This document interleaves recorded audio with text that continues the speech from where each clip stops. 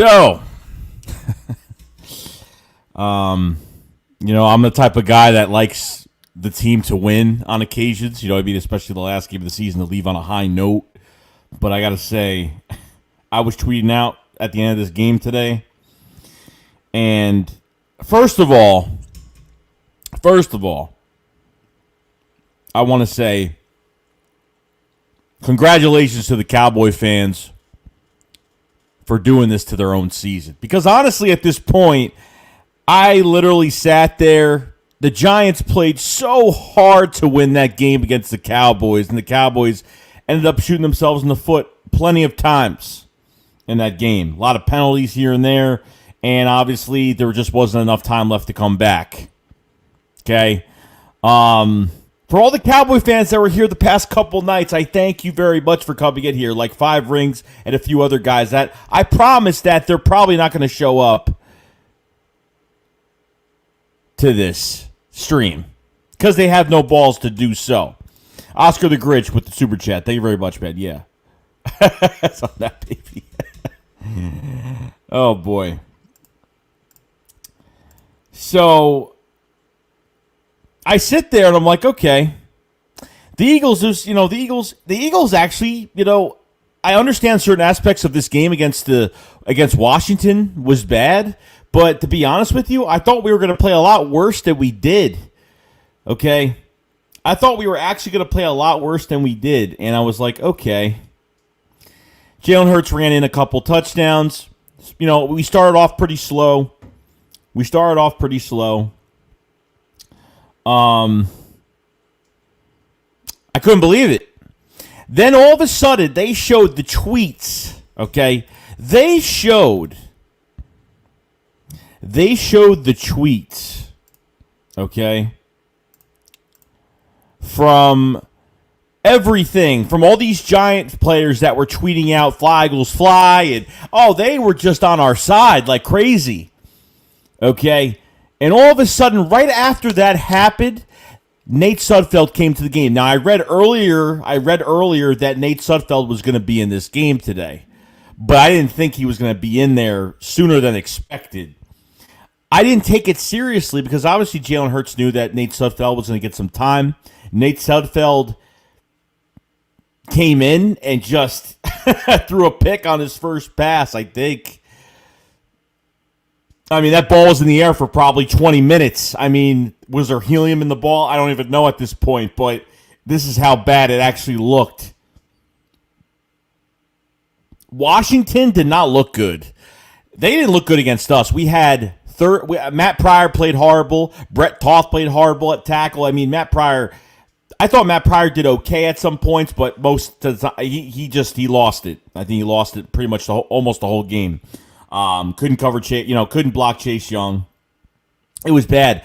And this was the most times we had turnovers in this game. I think defensively, this was like one of our best games. Really. I mean, Marcus Epps just ripping the ball out of the receiver's hands. I mean, just everything going our way. Everything going our way. We were actually, J.C. Arcega-Whiteside actually had a couple receptions today, which I was really surprised. Jalen Hurts didn't play well. The play calling was really bad, too. I thought everything was bad. I thought every time Jalen Hurts killed the play, Jalen Hurts would kill the play, and it would automatically be a run to Boston Scott. Automatically be a run to Boston Scott. All the time. Which made it predictable. It was a read option, whether he was keeping the ball or give it to Boston Scott. And then these trick plays we were doing, I don't know what we were doing there. Doug was getting cute with that. I have no idea, what was going on. Now, guys, I'm going to have a video on the other stuff. Obviously, I know that Howie Roseman's going to be here this year. Obviously, I saw the reports about Carson Wentz. A second time these reports are coming out about Carson Wentz trying to demand a trade out of Philadelphia. Okay, Doug said that he didn't talk to Carson Wentz about the reports. Obviously, didn't talk to him about much of anything. Okay? So, I honestly, obviously, if Jalen Hurts was, if he didn't have the legs that he did have in this game, then yeah, it'd probably be a different story. But at the same time, I literally, Alex Smith has a cast on his leg or the bottom of his leg. Like, he's gonna get messed up in this playoff game. I mean, he's gonna get tortured in this playoff game. Like, literally, Jim Schwartz gave pressure on one side of the defensive line and put more blitzes on one side of the defensive line so Alex Smith could walk and move forward with his cast leg first. They looked horrible. I honestly thought they were going to kill us today, but they actually looked really bad. And I was afraid they were going to win, and I didn't care if they won. It is what it is. We get the 9th pick of the draft. Now, the other 3 teams that were supposed to help us out, didn't help us out. The Bengals got killed today. The Texans couldn't get a win. They almost did. They gave up a big reception. They gave up a big, long reception with 20-something seconds left. Okay.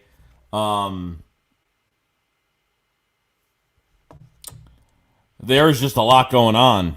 And I didn't know what was going to happen. Then as soon as they showed the tweets of the Giant fans, they showed the tweets of all the Giant players that were watching the game. As soon as that happened, Nate Sudfeld came in. He threw a pick. Yeah. I mean, it's just crazy. It's just crazy right now. They screwed. I mean, I couldn't tell if they were doing this on purpose. And you know what, to be honest with you, I think they weren't even doing this on purpose. It seemed like they were doing it on purpose with these Giant fans. But you know what? These Giant fans are threatening other Eagles fans, are threatening the Eagles, are doing so many dumb things. I'm sitting here and I'm like, you did this to yourselves. Like, you guys did this to yourselves. The Giants could have won this division. They were only losing by 3 or a little bit, 3 points or a little bit more than that earlier in the season. They were losing games by very little. And look what happened. Look what happened to the Giants this year. Look what happened to the Cowboys. The Cowboy fans, especially that, I see none of them in the chat right now. I see none of them right now. They're all gone, as usual. Just gone. Not coming back ever again. Of course, they disappear. Okay, they had at least control of their own destiny to at least win that Giants game. They couldn't even do that. Andy Dalton's a choke artist, and that's it. But these Giant players were just tweeting out, "Fly, Eagles, fly!" And oh yeah, and as soon as Jalen Hurts got benched, and Jalen Hurts got to the sideline, and he started laughing. There was something going on. Like, I felt that there was actually something going on. Jeremiah, what's up, man? Oh, you showed up, bro. Bro, you can't even blame us. You couldn't even win against the Giants, man. Why are you getting so mad at the Eagles fans? Why are you getting mad at the Eagles, bro? You couldn't even beat the Giants today. Like, seriously, like, how can you be mad at us when you couldn't even control your own destiny and beating the Giants? I mean, come on, bro. Get real with it now. Like it's not like you were waiting for the Eagles to win, because it wasn't going to happen. I told you guys it wasn't going to happen today.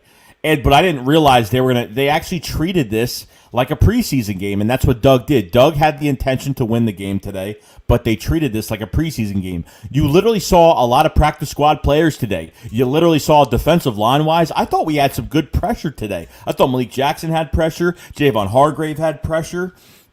Roquan Williams, undrafted from Michigan State, he had pressure, and he had his first sack today. T.Y. McGill had some pressure today. I thought the whole entire defense, Brandon Graham, I think I didn't really see him do much of anything, but we literally had practice squad guys and off the street guys with us today. I mean, you had that Jameis Houston or whatever his name was, that cornerback that we have. We have Jameis Houston. I forgot his name. I mean, Darius Slay was playing, but, McLaurin didn't really have many receptions today, a couple. I mean, they barely even threw in Darius, in Slay's way today at all. So it's kind of like, I don't know. I don't know what's going on. But this right here that I just saw tonight was, the NFC East is just that bad. It's literally that bad. And then Alex Smith is just throwing easy picks. Like, he can't even throw a screen pass. He throws it right to us. I mean, that's how bad it is.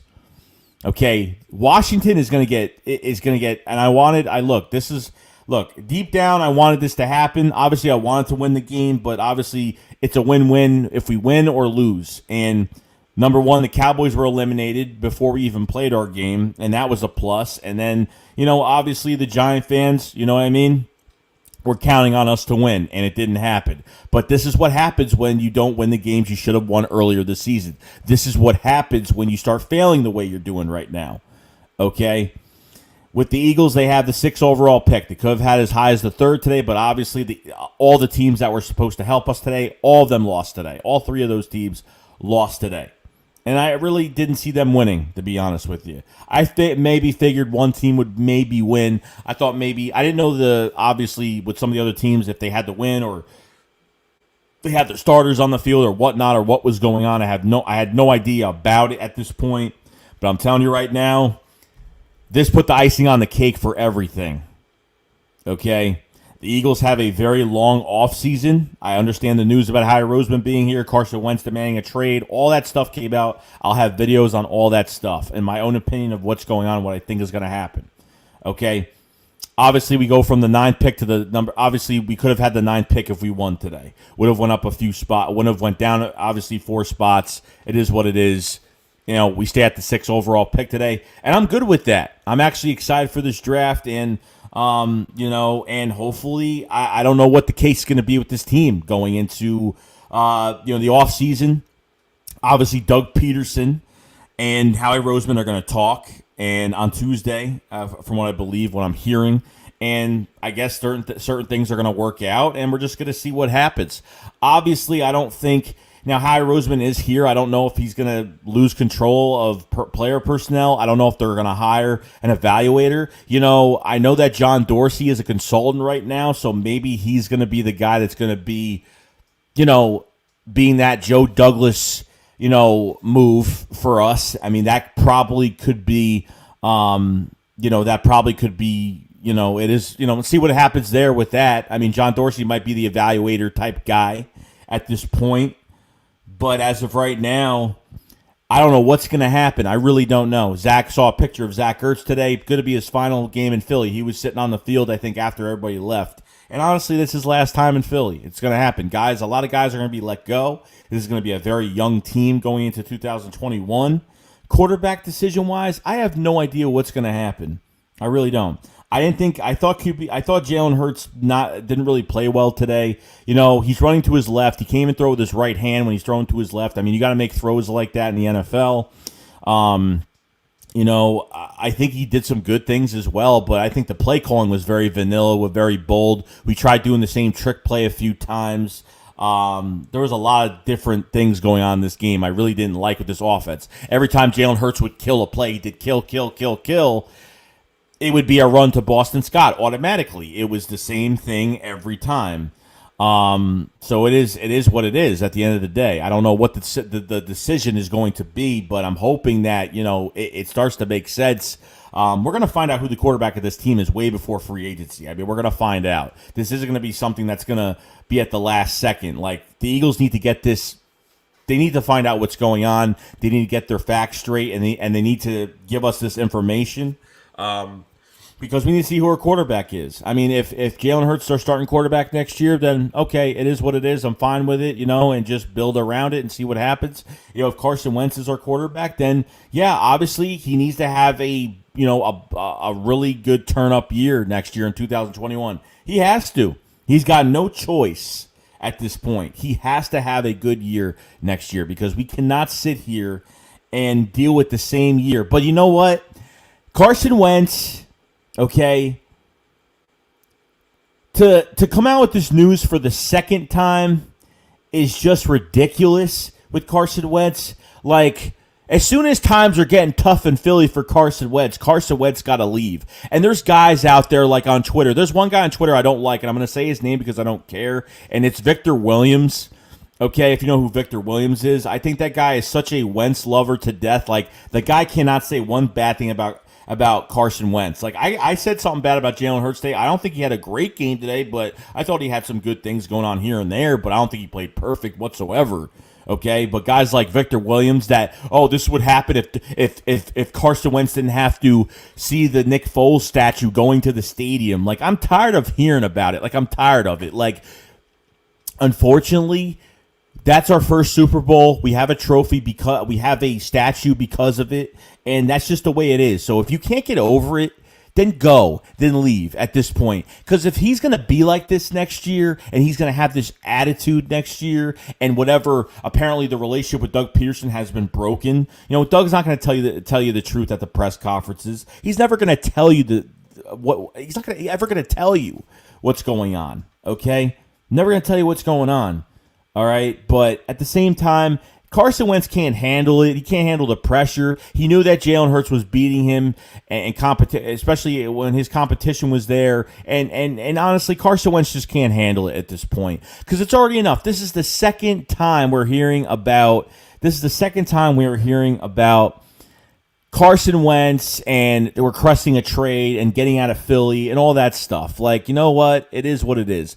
I regret giving this guy a contract. I regret even putting him on the field this year. Like, I can't believe he's actually, look, and I don't care what it is, okay? This isn't about how he played this year. Part of it kind of is, but at the same time, his attitude has been horrible. His attitude has been like, he's acted like a 10-year-old, okay? Like, take everything as a challenge. You got paid over 100 guaranteed, and you're still not even happy, okay? And you're mad because you got benched. Like, why do you think they benched you for? Why? Like this one I don't get. Like what's the problem with some of these Eagle fans? Like Carson is just real soft. He acts really soft, like he's some prima donna. We have to get on our knees and we have to serve him the right information and give everything to him and just let him play like how he's been playing all year. That's what we have to deal with. It's just ridiculous. But Brandon Hart, bro, this is the second time that these reports have come out. The second time. And it's not from no NFL mysterious, reporter. This is from Schefter and Ian Rappaport, bro. Like, it's come up 2 times already. It came up a few weeks ago, and it just came up early this morning. I mean, it's just to the point. Like, it's ridiculous. Just totally ridiculous. I just don't see it. Like, when I see him on the field, do I see poise in his eyes? Do I see... Look, and part of this is Doug Peterson too, but honestly, he just like, what are we supposed to do now? The guy has no mobility. The guy's never going to have mobility again because obviously the Eagles told him to bulk up. Maybe, I don't know. The guy gained another 150 pounds, so obviously something's wrong there.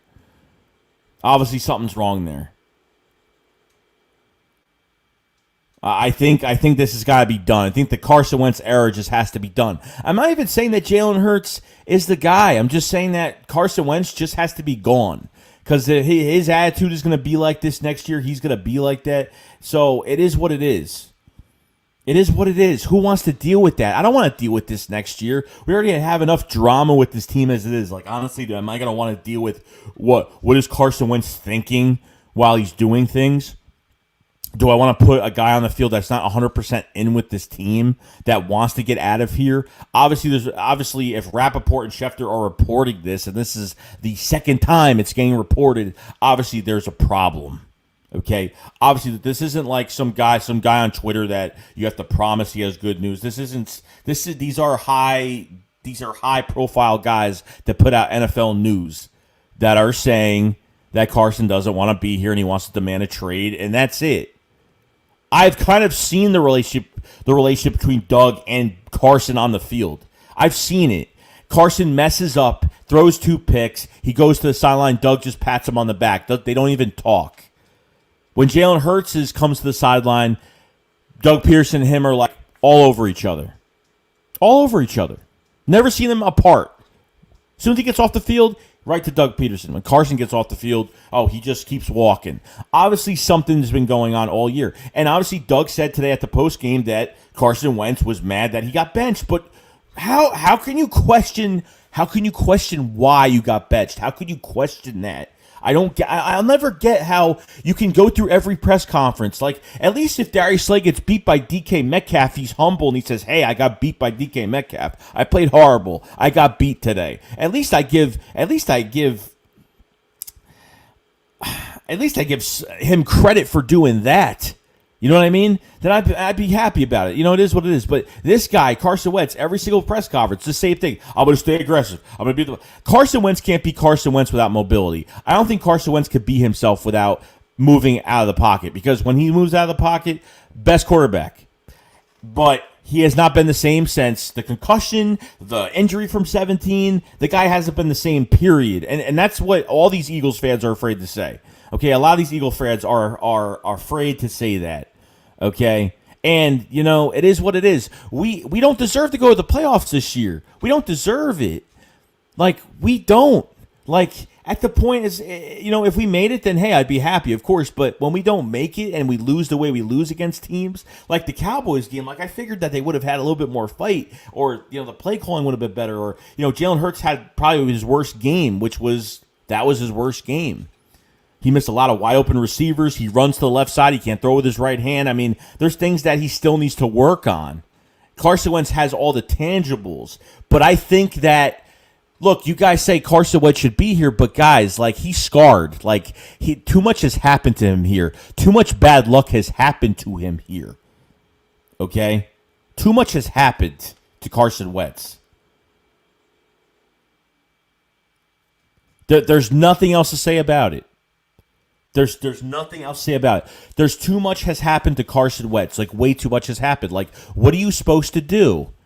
He's literally scarred from what has happened here. He had a backup quarterback win the Super Bowl, even though he led the direction of it, but he had a backup quarterback that led the Super Bowl. Okay? Not saying that this is Wentz's fault, but, you know, they drafted a quarterback in the second round. That's why I blame the front office before I blame Wentz and Doug and the injuries and everything else. Obviously, the Eagles, the injuries are a huge thing, because I see these I watched like 3 other games today, and like, it just seemed like no one ever gets hurt. It's like we get hurt nonstop, and it gets really annoying today. It really does. Jalen Reagor had a concussion today. I mean, I understand what happened. You know, the one thing about Jalen Reagor I don't like, that what I've been noticing, is when he gets these contested balls, he actually gets the ball in his hands, but he just doesn't have strong hands to keep the ball.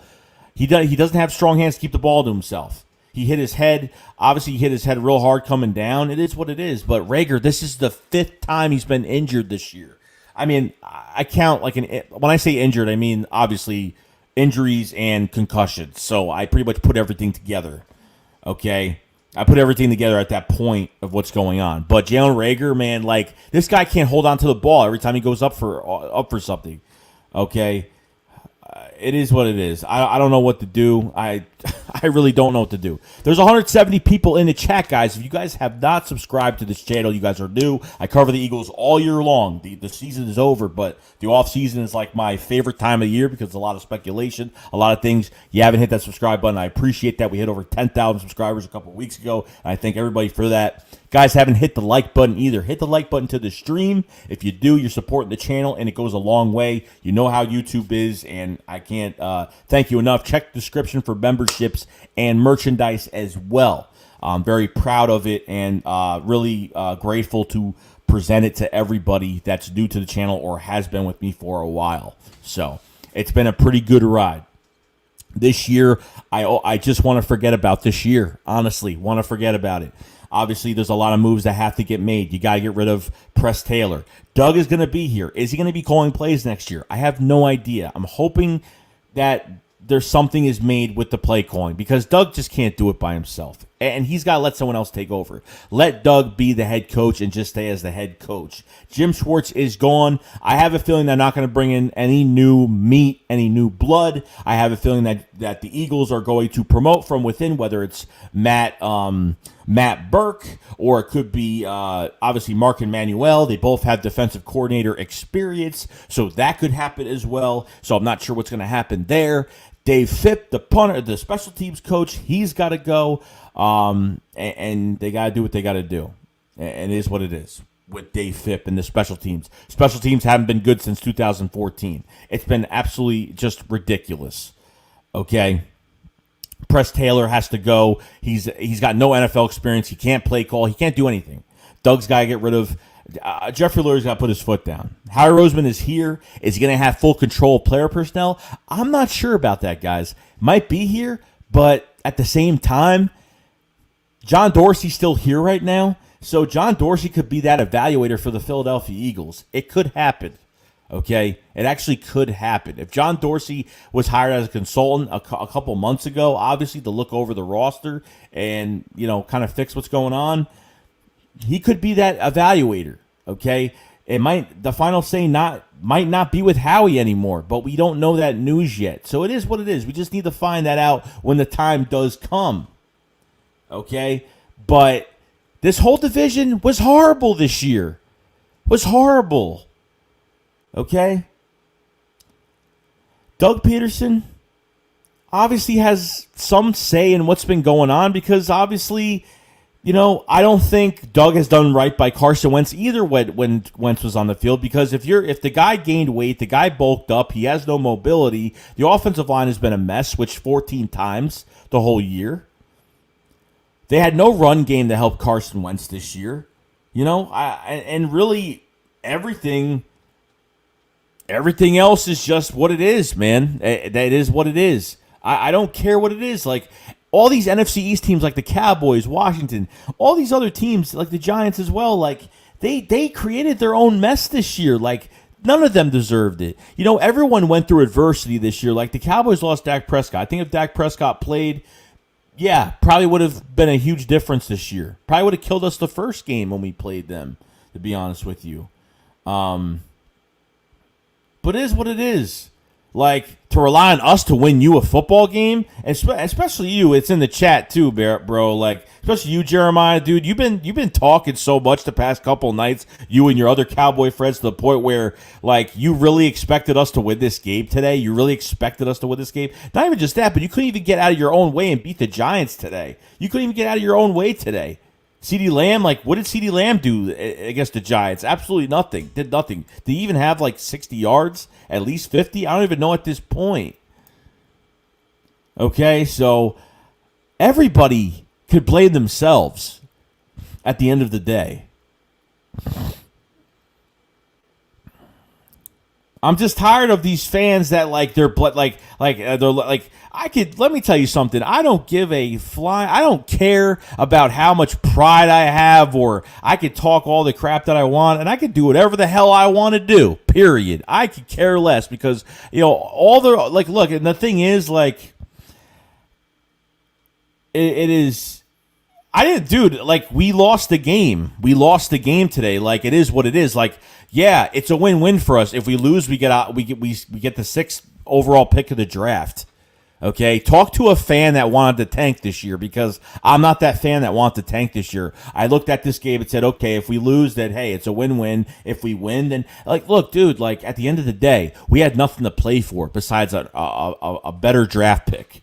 Other than that, we had nothing to play for, because we're not doing any favors for nobody else. Not the Cowboys, not the Giants. I wanted Washington. Honestly, I knew we were losing this game, so I obviously knew that Washington was going to win this today, but Washington didn't look good either. Alex Smith, he's got that cast on his leg. He's got that little cast on his leg, and he can't even move in the pocket, and his throws are just really bad. It is what it is. So it is what it is at the end of the day. So I don't know what else to say about it, guys. Like, it was a total travesty that what's happened to the Eagles season this year. But you know what, though? We took another team down with us. We took 2 other teams down with us. And you know what? That's fine. I don't care. I really don't. From all what's said, and look at me, like, I get messages from other fan bases. I get messages from anyone else in the NFC East fans on Twitter. I get threatening messages. I get threats. I get all this stuff. I don't respond to any of it. But this is how immature some of you guys are, and it's really sad. It really is sad. Like, this is why, like, yeah, I don't really go to, I'm not that YouTuber that goes on, talks about another fan base, like, and talks about them the whole video. Like, this is the first time I'm doing it, because obviously it's bittersweet for me right now. It's bittersweet for the Eagles fans right now. That's why it's great right now. So, I get threats all the time on Twitter, and I could even show you. And it's bad. Over football. Like, this is over football. Like, at the end of the day, guys, like, when we were losing every single game, like, I couldn't take it too seriously. Like I think after the Bengals loss, the Bengals tie, I got really mad. I got really mad over it. But at the same time, I was kind of like, I can't let it ruin my day. Just like if you're not in the playoffs, you can't let it ruin your day. I want my team in the playoffs badly. I don't care how bad we are. Like you want to see your team play in the playoffs. You like seeing that. And trust me, like if you get to the Super Bowl and like obviously we did it once. Like when we won that Super Bowl, free agency came like that. The draft came like that. I mean, it was so fast. I was like, wow. I'm like this offseason was like bam, bam, like here it is. Like it's free agency was already here, So at the same time, I don't even know what to say about it anymore. Like you like there is nobody in this division that was just better, that was just naturally better. I thought the Eagles would have been a lot better this year, but unfortunately, play calling's been a mess. Our starting quarterback was benched like too late in the season. Okay. It is what it is. So I'm afraid in the future, like it's nice getting more. It's nice to be on YouTube and to get more publicity, and it's nice to like, I guess, get the attention of people wanting to talk about football with you. But the more people that actually follow you, the worse it gets sometimes because you got crazy people out there that will message you, threaten you, and say really. Like you say something about their team and they will go out and threaten you for no reason, and that's what I don't like. That's what turns me off. It turns me off about YouTube is that when people use the personal attacks. It is what it is. At the end of the day, it is what it is. Like, look, a few years ago, what was it, 2015, whatever it was, when we had to win against the Giants the last game. We won against the Giants the last game of the season. It was a primetime game, and it got the Cowboys in the playoffs. Like, you know what I mean? Like, what? Like, of course I wanted to win, but I didn't want the Cowboys to get in the playoffs, but it happened. It is what it is. I can't stay mad about it. It's just what happens. I can report those people if I wanted, but at the same time, it's like, I'm going to report and dude, it's more than 10 people. Like, it's a lot of people. It's not like there's 2 people that bother me all the time and those 2 people only. So, I mean, there's a lot, I don't know what team is in better shape right now. I'm not really sure. The Cowboys, honestly, they have receivers. They have a running back. Offensive line is banged up right now. But with Dak Prescott being there, they're a good team. They're offensively, they were playing very well. They were playing very well this year. The Giants really weren't playing that bad either. And they were losing by 3 or more, a little bit more points every game. And then finally they started getting their stuff together and started doing a good thing. Washington, I think they had probably some issues with quarterback. Obviously, Alex Smith finally coming back. Dwayne Haskins giving him a chance for a few games, benching him a couple times this year, and having that backup quarterback that Rivera had at Carolina, And then here you have the Eagles, the Eagles that haven't hit any draft picks. The Eagles are injured every single year. They can't get out of their own way. We don't make decisions to bench people when they deserve to get benched. I mean, we literally went weeks seeing the same thing from Carson Wentz, and they did not do anything. If Carson Wentz was on another team doing that, he would have been benched immediately. I mean, immediately. Done. Done deal. Over with. Okay?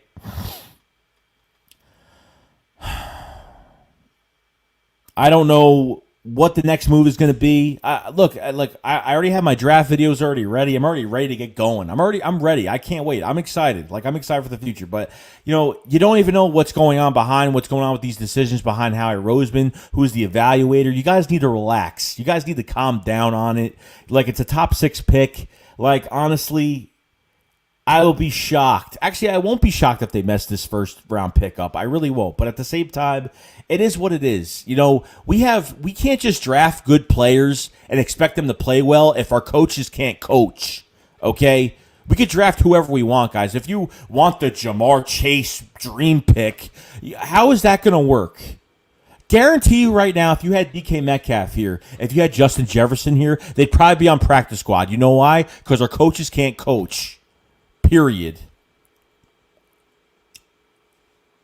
Our coaches can't coach. Why is Ronald Darby playing well with the Washington football team? Why is Sidney Jones playing okay? Why is Rasul Douglas had some success when he first arrived in Carolina? Why is LJ4 a linebacker that we really need badly? Why is he gone? And within 2 games of playing with Baltimore, within 2 games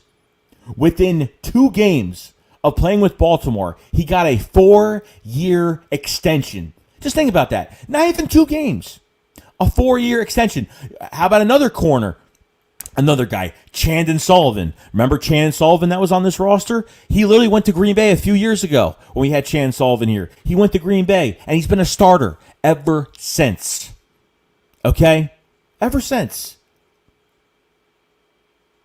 So that's a lot of examples of players leaving here. Carson Wentz, let me tell you something. Carson Wentz could play better at it somewhere else. Guys, it could happen. It probably will happen. He's so scarred here right now. Too much has happened to him where he's looking over his shoulder. Let me tell you something. If I was Carson Wentz right now, I would get out of Philly immediately. Because number one, Jalen Hurts has already had a lot of playing time. Has gotten a good amount of playing time already. Okay? Look, and the Eagles don't have to do anything. They could say, Carson, we're not trading you. And if Carson decides to sit out, then stay home, take his cap space, take his money away and put it back on our cap, then that's fine too. But it's not going to be easy for him. At the end of the day, it's not going to be easy, but it is what it is. I don't blame Carson Wentz for any of it. Besides what he's done on his own, I don't think it was right. Even if Jalen Hurts becomes the franchise QB, I don't agree with that second round pick. I never will. Okay? At the end of the day, I will never, ever, ever agree with that pick at all, period. I will never, ever agree with that pick. Never.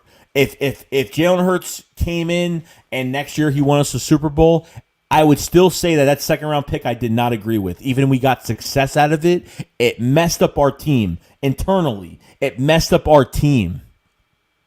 I'm watching the Giants, and I'm looking. They took a chance on getting some great players at free agency and taking some guys. Getting McKinney at safety and you know what I mean. Just seeing guys get drafted and they're actually being productive. You know what I mean? I want to see that with the Eagles. The Eagles, they literally have just the same guys they've had brought back multiple times with a couple new faces. Howie Roseman is picking guys that are way past their prime. Why is Howie Roseman getting marquee names that aren't anything anymore? Nickel Roby-Coleman, number 1. Okay, Nickel Roby-Coleman, number 1. Guy was a marquee name, used to be a good player. All of a sudden, what happened? And the good part about this is since Jim Schwartz is gone, I think we'll actually get a better DC that's not going to play off of the ball all the time, that's going to get into these receivers' faces, that's going to play physical, that's going to build a good defense around what we have. Because Jim was too cautious. Jim didn't take chances. So there's a lot going on with this right now. You know what I mean? It is what it is. I don't agree with what has happened. You know what I mean? But Jim had to go. I'm glad Jim's gone. I'm glad Jim wants to take the year off. Let him take the year off. I'm glad he's gone because you know what? They need to put someone else in there that's not going to follow the same formula. We can't do it anymore. Jim wasn't even playing. What about these other linebackers? I know Jatavis Brown retired, but they didn't even. They never even played. They never even played Sean Bradley and Davion Taylor. I mean, they never even played these other guys. It was already enough when you drafted Jalen Hurts. You weren't going to play him this much this year when we thought earlier in the season. And then Davion Taylor, you don't even play your third round pick. I say we hit on Jack Driscoll. We hit on Quez Watkins. I guess they're hits. Are they future Pro Bowlers? No, but right now, no. But have they shown me a flash of something? Definitely. I think Jack Driscoll's the highest flash of obviously this past draft. To be honest with you. Obviously Jalen Hurts has shown some good things as well. I'm saying other than the quarterback position. John Hightower actually got into the game today. I guess because I know he was hurt earlier in the year. It's everything has just been a mess. Like my logic in this draft this year would to go defense because who do we have on defense? Like Crayvon LeBlanc is gone. Avonte Maddox is horrible. Can't play corner. Can't play outside corner. Can't play. I don't know what to say. These other practice squad guys can't play. There's no one promising. Darius Slay is by himself in that secondary. Nickel Roby-Coleman is gone. Okay?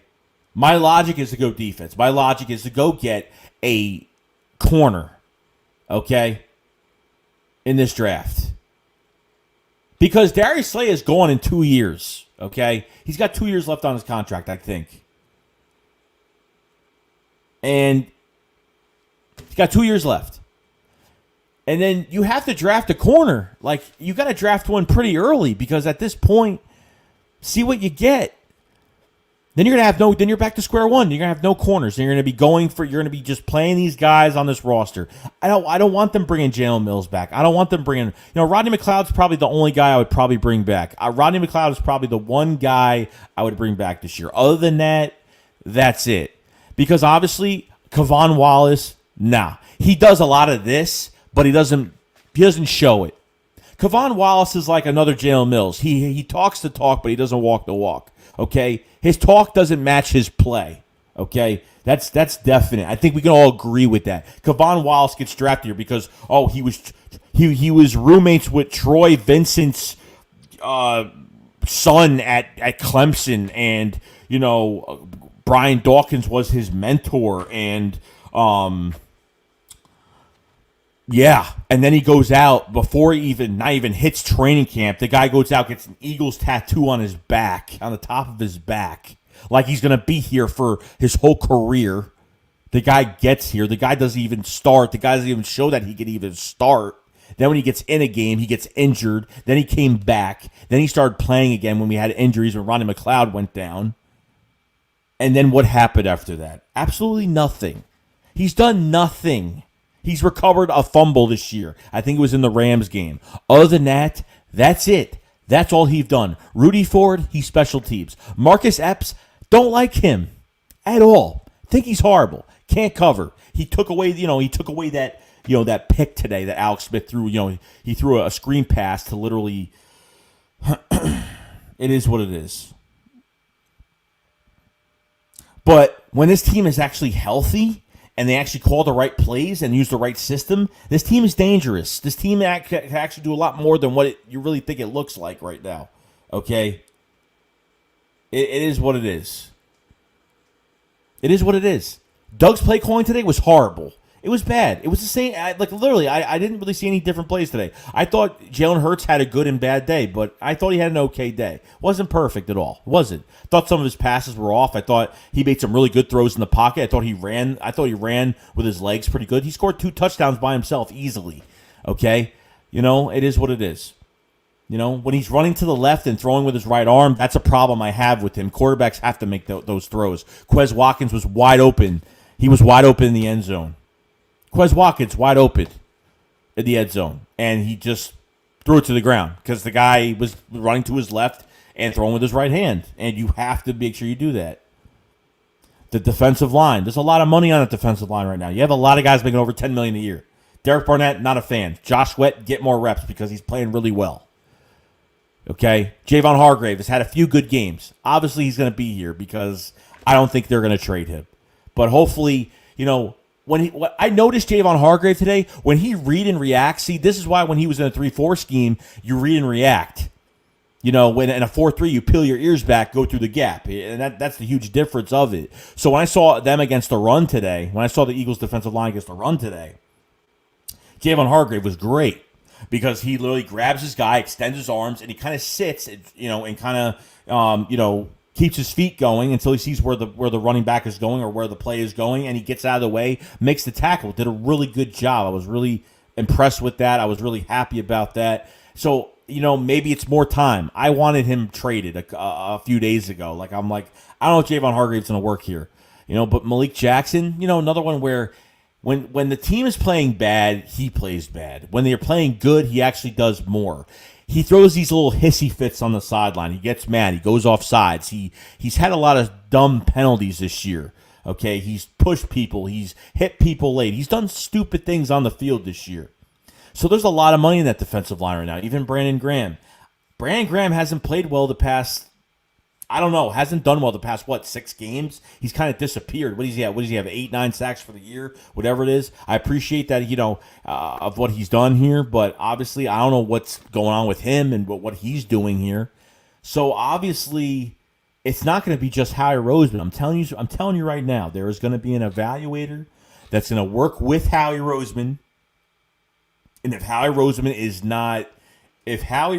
is not fully stripped of evaluation, then someone is going to put a little lid on it, okay? Someone is going to monitor Howie Roseman and take some of that responsibility with him, okay? That's where it's probably going to make sense.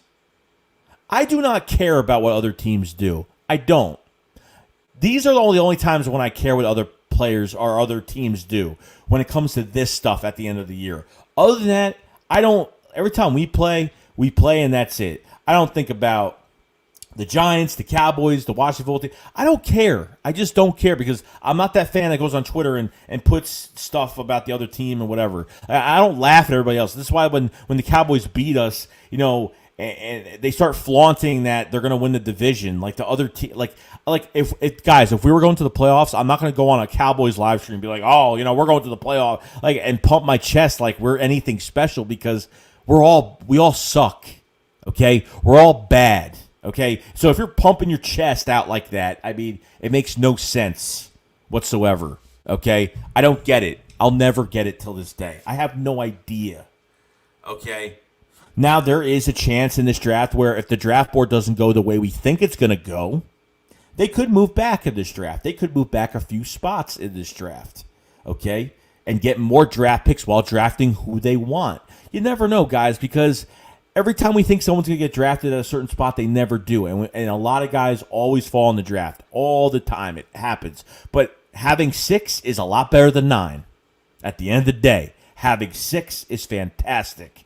Having 9, I think is still great, but 6 is within almost top 5, and that's great because there are a couple teams that need quarterbacks and need tackles, and yeah, you got a good chance to get a playmaker here for a long time. Jalen Reagor needs an entire offseason with the Eagles. I don't think he's a bust. I think he was used the wrong way all year like he has been. I think Jalen Reagor just needs more grass time with his teammates. He needs 4 preseason games. He just needs to work on his craft. And obviously, these guys have had no time with, they literally just jumped into a football game. That's pretty much how it went, guys. That's how it went. And, obviously it's not something I agree with. Every team went through it, so I don't make it an excuse, but the Eagles did not succeed or didn't overcome this offseason. They did not overcome this offseason whatsoever. That's how embarrassing it has been. Okay? You're going to be surprised because the draft, it changes constantly. It's nice because when you have the top 6 pick, when you have the 6th overall pick, you're not waiting 10 hours for, you're not waiting 2.5, 3 hours for your pick to go through because those nights are horrible where you're like, well, we're the 21st pick when we're sitting there for 2.5, 3.5 hours just for our pick to go. It's a pain watching sometimes. I love the draft. I used to not like it a long time ago, but I actually really love it. But there's a lot of different things that the Eagles have to do, and today is many things. I didn't think that this game was going to go the way it did today. Did not think it was going to happen at all, period. I thought the Eagles had a really bad chance because of how many players were out. Then I'm reading, before the game, I'm reading Nickel Roby-Coleman went on the COVID list, today? Literally, they told Alshon Jeffrey, "Oh, sit out. If you're banged up, just sit out." You know, they like. I feel like part of their head was like, "Yeah, we're probably going to lose, but we should try to at least win with backups, if that's even going to happen." Okay, it is what it is. At the end of the day, it is what it is. So there's 197 people in here. I appreciate everybody being here today. If you guys haven't subscribed to the channel, please subscribe to the channel. We go over the Eagles all year. The offseason is here. You check out some of my videos in the offseason. I cover everything. Everything. I cover most prospects from the draft. We do a live reaction to the draft. We do a lot of things coming up for free agency. I mean, everything. There's videos mostly every day or live streams to talk about more things. So since the season is over, it's off-season mode. It's time to do things. Hit the subscribe button. You will not be, trust me, you won't be upset over it. Guys haven't hit the like button either. Really do appreciate that. When you hit the like button, you support this channel. And it really does it comes a long way. Trust me, you know how YouTube is. Hit over 10,000 subscribers a couple weeks ago. Much appreciated from all the support people have been giving me. And check the description, obviously, for the merchandise, the Shake Squad Army memberships for your custom emojis. And that's it. I mean, we are going into a really, probably the most important offseason. I'm clearing my throat. Probably the most important offseason for the Philadelphia Eagles, I got to say. Probably the most important because we cannot not hit draft picks anymore. The NFC East has gotten really good draft picks, but their systems for their offenses are actually a lot better than ours. Like, we're still working on how to just look like a normal football team on offense. Like, we're still trying to figure that out today. Like, I see J.J. Arcega-Whiteside on the field today. He made a couple receptions today, and he actually caught some good contested balls, like what I saw in his college highlight tape, in his highlight reel, where he used to contest everything and used to be so good at doing that. He gets into this game and actually does some really good things. Like, you know, it's not promising. It doesn't make him anything special. It doesn't do anything. You know, it doesn't make them special in any way, but at the same time, guys, like, when Hurts is in the game, it just seems like everyone else plays better. And that's not putting anything bad on Wentz, but at the same time, guys, like, I'm really just like, I'm like, this guy's going to start to get mad now because of what's, there's a part of me that doesn't blame him for being mad. There's a part of me, you could be mad, but your attitude has just got to be better than that. Like, you just got paid. You're supposed to be our franchise QB. Nothing should really upset you this much, and it does. And it bothers me that it really upsets you that much. You know what I mean? Like, how do you do that? How do you sit there and you're just like, oh, I'm mad because they drafted a quarterback. Oh, I'm mad because Doug Peterson and I don't have a relationship anymore. I'm mad because I'm getting benched. How can you be mad about getting benched? How? We have a super chat from Esmerita Booth. Thank you very much. Much appreciated. It says, if the Eagles trade Carson, would you draft a QB or roll with Hurts? I don't want to waste a first-round pick on a QB this year. Like, I don't. Like, I just don't. If it's the case where I don't know what the future holds, but if Carson Wentz just doesn't want to be here, then we can't, if there's a guy that's completely done with an organization, you can't keep him anymore. Like, it's done. We've already heard this news 2 times. If it was up to me for next year, you figure out with this year coming up, you figure out who you're keeping, and whoever plays, you just keep them, and that's it. It is what it is.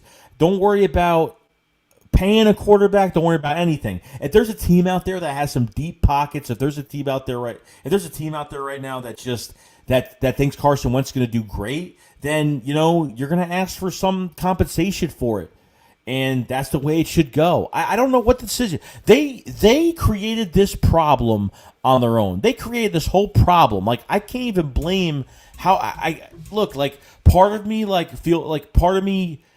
says up to myself, yeah, Carson Wentz definitely should, demand a trade. And I know why. But at the same time, my other side says this guy, has no idea why he was benched this year. This guy has no idea why. This guy can't handle competition. This guy just wants to give in given to him. He wants the job given. I can't stand people that just think they deserve something. Okay, let me tell you something. I worked at a place for so long to the point where I wanted a promotion and I was already ready for a promotion. I never got a promotion when I was promised one. Okay, I worked harder than most people at my old job and I never got promoted. People that were promoted were a little older than me, but at the same time, they weren't even there like 3 months and I was there almost 10 years. Okay, so I understand that, and I don't like people that just think they expect it. Carson expects to get it because he got paid the money. Carson expects to start because he's the franchise QB. Carson expects it. He got beat. He got beat in training camp. He got beat during the season. When Jalen Hurts came in, he was mostly always successful, besides the 5 fumbles he's had this year and besides some bad snaps. And obviously, Doug just had him on read options. And then Doug had Carson and Jalen Hurts. Doug had Carson and Jalen Hurts on the field at the same time.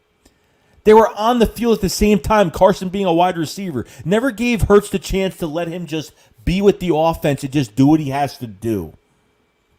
That's what annoyed me so much about this team. Like, Carson's like, oh, Jalen Hurts is horrible. Look, but dude, like, Carson Wentz is playing as a receiver on the field. Let Hurts be on the field with his receivers. Like, let him be with. Stop wasting a whole entire position. Carson Wentz just standing there in position, and what, he's gonna block? I mean, give me a break. He's not gonna catch anything. He's not gonna run by somebody. No one's gonna get tricked seeing his 6'11" guy, redheaded Chucky doll running upfield. I mean, someone's gonna see that. I mean, it's just ridiculous. We've done predictable things this year. This is why the coaching staff. This is why this little, Doug Pearson with his little Jedi Council with Rich Sangarelli and Marty and all these other guys that were. I mean, you have this many like people putting their heads together to put players in the right positions and win football games, and this is what you have. Like, this is what you have for. This is what we get for all of you guys giving Doug, like, what is going on? Like, what is the problem? Okay? I don't even know at this point. It's a year-to-year league. It's a year. Jeremiah, don't just stop, dude. Just stop. Because you can't just go by what happened this year, bro. Like, you need to stop, dude. You need to stop. Like, I don't know if you're 10 years old or you're a grown-ass man. Like, seriously, you need to stop, bro. You need to stop. Because, like, be real with yourself, bro. Like, you don't even, you know what? At this point, like, is Dak Prescott going to get franchise tagged this year? Is that going to happen? I have no idea if that's the case. I have no idea if that's the case. Okay? Like, everyone's got issues. Like, every team has got issues in the East. Like, everybody does. But just because how everything looks this year is not going to be like it's going to be, we could be worse next year, guys. It could happen. But I'll be the first one that comes up to you and say, hey, we're going to play horrible this year. And that's my opinion of it. I made a video after the first game of the season this year against the Washington football team, beat up 17-0, and then Washington coming back to really cream us. Okay? Literally. Okay? I made a video about Carson Wentz after the first game, and I got so much hate for it. People hated me for it. People unsubscribed for me for it. People did so many bad things to the point where I don't care if I'm unsubscribed. I don't care if you dislike my videos. I could care less because you know what? I'm myself, and that's all I care about. I could care less what people say on here. I used to years ago when I started YouTube, 5 years ago probably. Maybe if it was 5 years ago, I would have cared. But now I just don't care anymore. I don't care because you know what? Like, I just use the eye test. I'm not a statistical guy, okay? I don't look at stats all the time and, oh, well, these stats are better. Carson versus Dak and these stats and all this stupid stuff. Like, I just use the eye test. I just use my eyes. If I think it looks bad, it looks bad. Looks good, it looks bad. Am I right all the time? No, of course not. I'm not right all the time. But at the same time, like, I at least try to make sense or at least try to sound like I know what I'm talking about. I played football since I was 8 years old. I played in Division II football in college. I played for 3 years of college football. I know what it's like to go to a team. I know the work ethic aspect. I know players and an offense and just what positions, and I've done things. I know things. You guys don't know this about me, but yes, I have done things before. I'm not just some fan that put a mic to my mouth and said, "Hey, I know everything about the Eagles." There's some people out there, not going to say names, that think they know about everything about the Eagles, and every time they say something about the Eagles, they think everyone thinks they're right, and everyone gets brainwashed. Like, there's plenty of people in here right now that think I'm brainwashed. I think I get brainwashed by most people, but I don't. It is what it is. Sorry about that rant, but seriously, like, some people just need to relax, bro. Like, if someone has an opinion about something, it is what it is. Like, I knew there was something wrong with Doug Pearson. I said Doug Pearson's play calling is gonna look horrible. You look at that first video I made at the first game, the first post game of the season. I said it's gonna be bad. It's gonna get worse. It's gonna be bad. People were telling me, "Oh, just give it a few games. Don't worry about it. Don't even worry about it. Just give it a few games. It's no big deal. No big deal at all." But at the end of the day, look where we are. Look where we are. Can't draft right. And since we can't draft right, we're always injured. Since we can't draft right, we have nobody that all we have is practice squad guys and guys off the street, or guys that worked at Chick-fil-A, or guys that worked at McDonald's, or guys that worked at the bowling alley down the street. Those are the only guys we have. And then we have to rely on those guys. But for some reason, we always find those gems. We always find the Jack Driscolls. We always find the Nate Herbigs. We always find the Travis Fulghams. We always find the Jordan Malottas. We always find those guys. Okay? We always find these guys that turn out to be something. And then you know what Doug does? And then what Doug does is that he remember Doug said, "Oh, it's not all about one guy." Doug, it's been about one guy. Jordan Mailata plays well for a few games because JP gets hurt. Then JP gets hurt. Then JP comes back from injury. And you bench Jordan Mailata. So, yeah, it is about one guy. When Carson Wentz plays horrible, and you do not do a thing about it for weeks until the front office said, "Doug, you're going to have to do something here." Because Doug said a few weeks, what was it, last month? Doug said early last month on 94 WIP that he was in charge of who gets benched and which quarterback goes in, who's benched. And then all of a sudden, like a few weeks later, after a few more losses of embarrassment, then Doug said after the game, "Oh, well, I don't know who the starting quarterback is next week." Not even the next day before practice. I'm talking before practice. I'm talking these guys didn't even eat breakfast yet, okay? The next day, he's got to go upstairs to get the okay that the other quarterback is starting, because it's not his decision anymore. Howie Roseman or Jeffrey Lurie or both told him, "Start Jalen Hurts. It's time now. We need to see what this kid's got." You draft him in the second round, see what he's got. And all people cared about was Carson Wentz's feelings. How is he going to feel? What's going to happen? It's going to mess with his head. Let me tell you something. That guy's head has been messed up since he's been drafted here. Besides 2016. He's been since the Super Bowl year, his head has been messed up since then. And you know what? He's taken everything not as a challenge.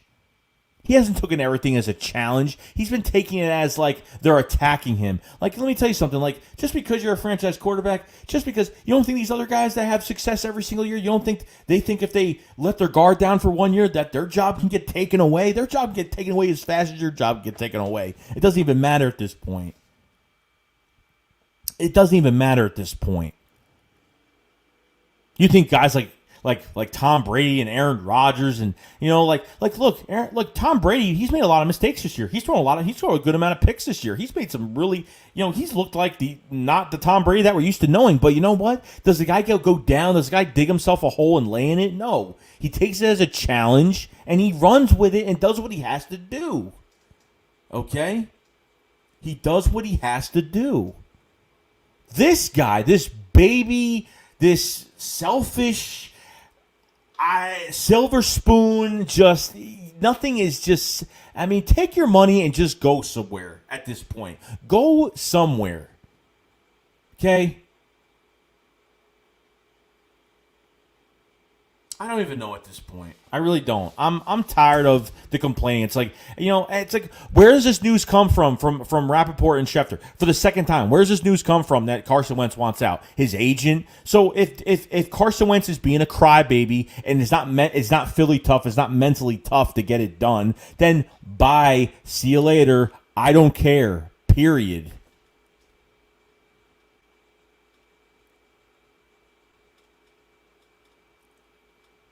Okay. Just because I say Carson Wentz is out of here, that's what I'm saying. Like, guys, if I want Carson Wentz out of here, it does not mean that Jalen Hurts is going to be something spectacular. I just want drama gone, complaining gone. Okay? If you can't be here, then don't be here. Period. Just because I don't want Carson Wentz here doesn't mean I want you. It doesn't mean I think Jalen Hurts is like going to be a Pro Bowler for years to come. I'm not even close to even saying that. Okay? Not even close to saying that.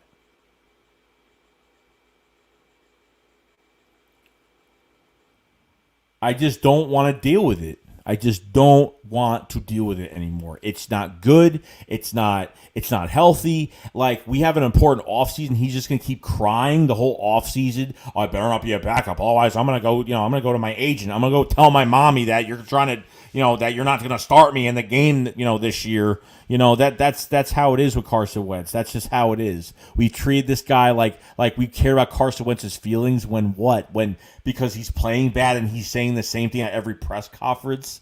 I mean, give me a break. Guys like Victor Williams on Twitter, like probably one of the guys I hate on Twitter so much is Victor Williams, and I don't care if I said his name. He does like a podcast. He does a podcast for Philly. I don't know what it's called, because all these Philly podcasts the titles are exactly the same. I can't tell from one to the other at this point. Like, that's why I'm not going to make a Philly podcast at this point. So it's just like, it's like, oh, what do you expect? He's got to walk into he's got to see Nick Foles' statue every day. I'm like, dude, you need to stop with that, bro. Like, that was our first Super Bowl. Like, of course we're going to have a statue.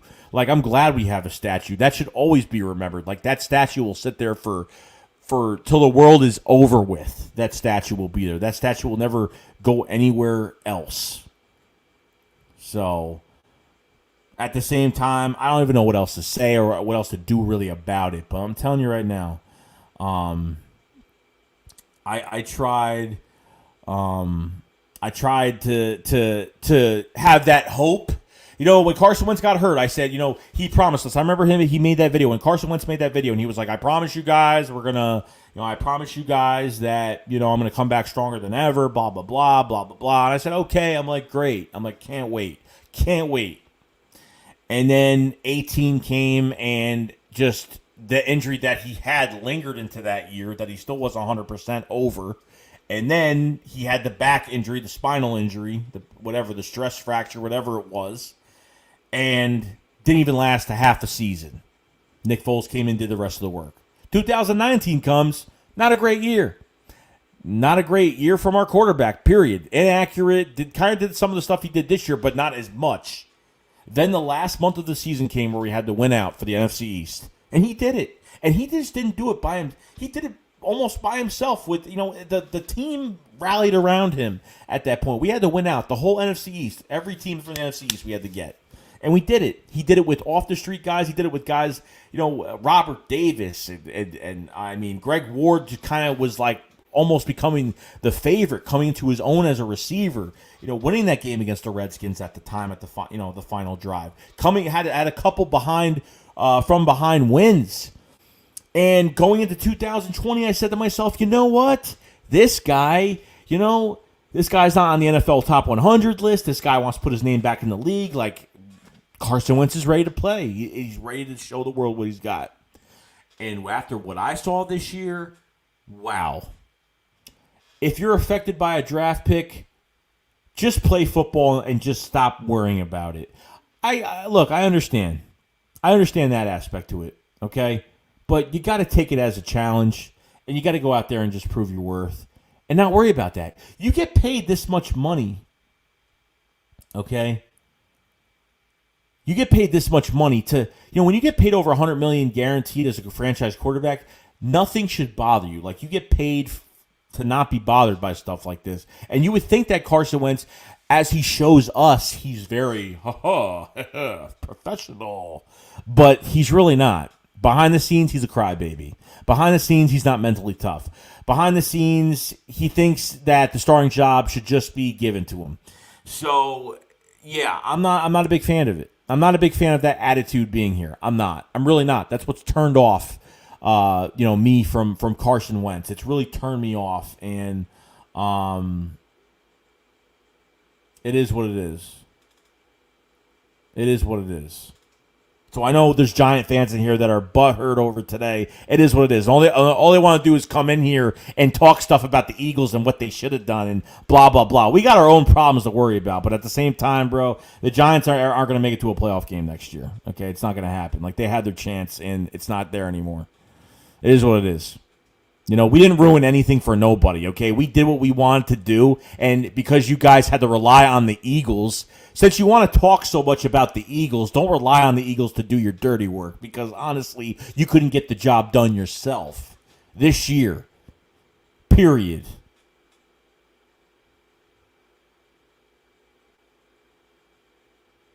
Just the truth.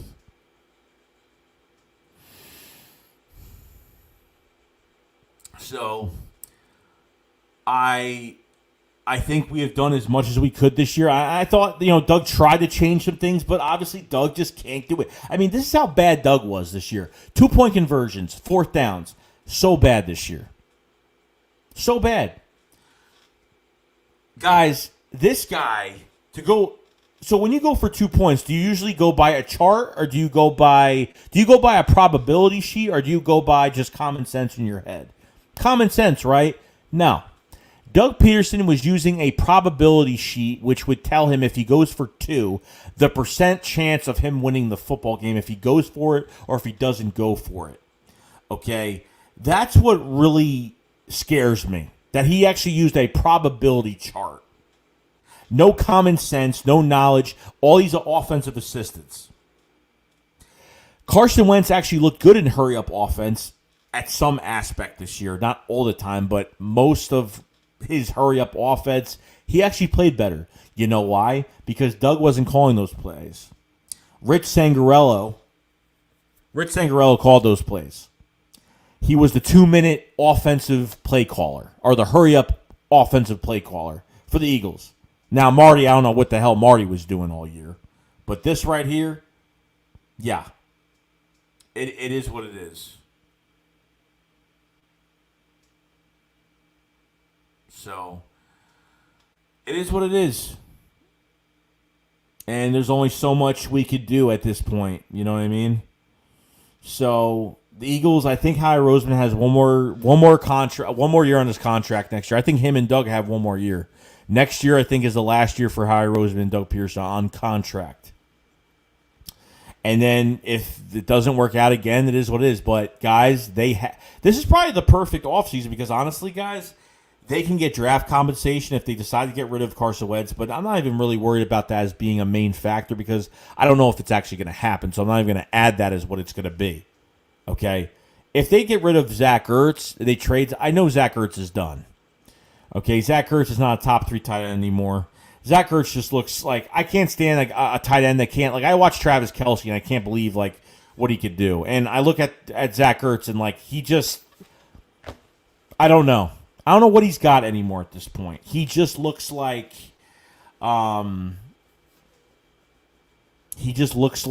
he can't break tackles anymore. I mean, he just can't break tackles.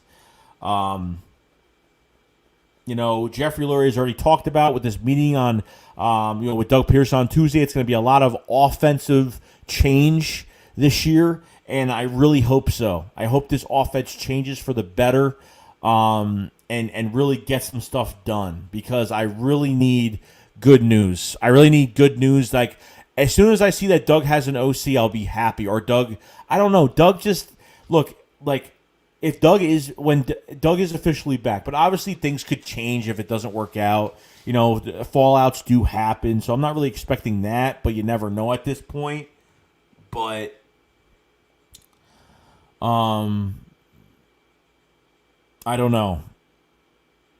He gets an OC, then I'll be a lot more happy about this offense because I'm tired of Doug just.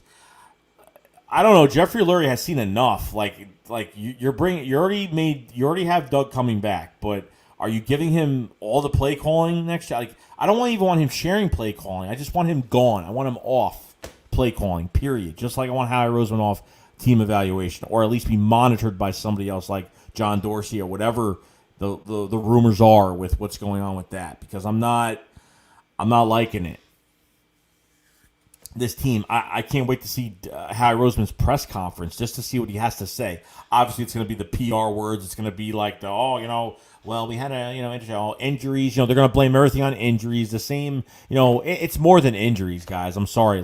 You just say injuries just to put that in front of every other problem. Yeah, injuries are a problem too, but it's not the main problem. It's one of the main problems, but it's not like the most important problem. Injuries have happened every single year at this point. And, Howie Roseman's probably going to get asked, we told you if there's, it looks like, there's a problem at quarterback because we asked you back in the draft about if there's going to be an issue down the road with these two guys and the second round pick that you just drafted. And now there is a, it is what it is. It is what it is. It is what it is.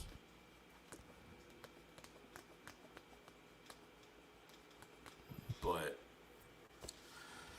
I don't know. I don't know what the answer is at this point. For everyone saying that the Eagles are taking a quarterback at 6 is ridiculous. So please. Other than the first two, I really wouldn't take. I mean, I don't like Trevor Lawrence. That's just me. Too flashy. I think he's going to be a complete bust. I do like sorry, I was picking something out of the air. I do like Justin Fields. I've been really liking his arm strength and just fitting the ball in tight windows. I've been liking him a lot, but it's not going to be that way. It's not going to be that way. The Eagles might not have a franchise quarterback next year. They might just have a guy that is going to try and work well with this offense to see what he could be as a quarterback. If Carson Wentz is not here and Jalen Hurts is the guy, then I guess it is what it is at the end of the day. You know what I mean? I guess it is what it is at the end of the day. But I'm not going to put all my, it is what it is. No, Eagles champ. You got to be smart, bro. You can't listen to what Doug says the last person you should be seeing what Doug says is what he says every press conference. You really can't believe. You got to stop. Well, Doug said. Dude, come on. At this point, you've heard what the guy said all year. Don't believe anything he says. You can't even believe everything. Look, I can't believe everything that Ian Rappaport or Adam Schefter says either. But at the same time, it's if the news has come up more than one time, then yeah, I guess I'm going to be worried that it is true at this point. You know what I mean? I don't know if Carson Wentz is going to be gone. I really don't. I honestly have no idea. I wish they didn't draft Hurts. I wish that this would be a lot easier, but obviously the price tag makes it harder. And plus Hurts actually not playing poorly this year, but I think given what he was given coming into the quarterback room, and besides all this drama with the front office and when he beat the best team in the NFC, then going to Arizona playing well with nothing really playing well around him, and then going, playing the Cowboys, not playing well at all. He had a couple bad games. I think the Cowboys game was his worst game. And this game was all a bunch of mixed stuff. Okay, besides actually switching quarterbacks, I'm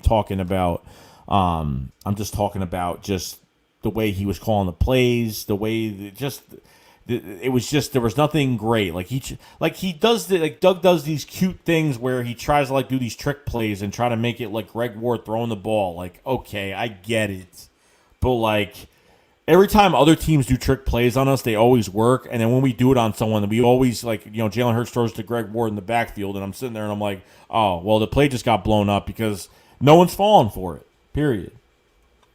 No one's falling for it.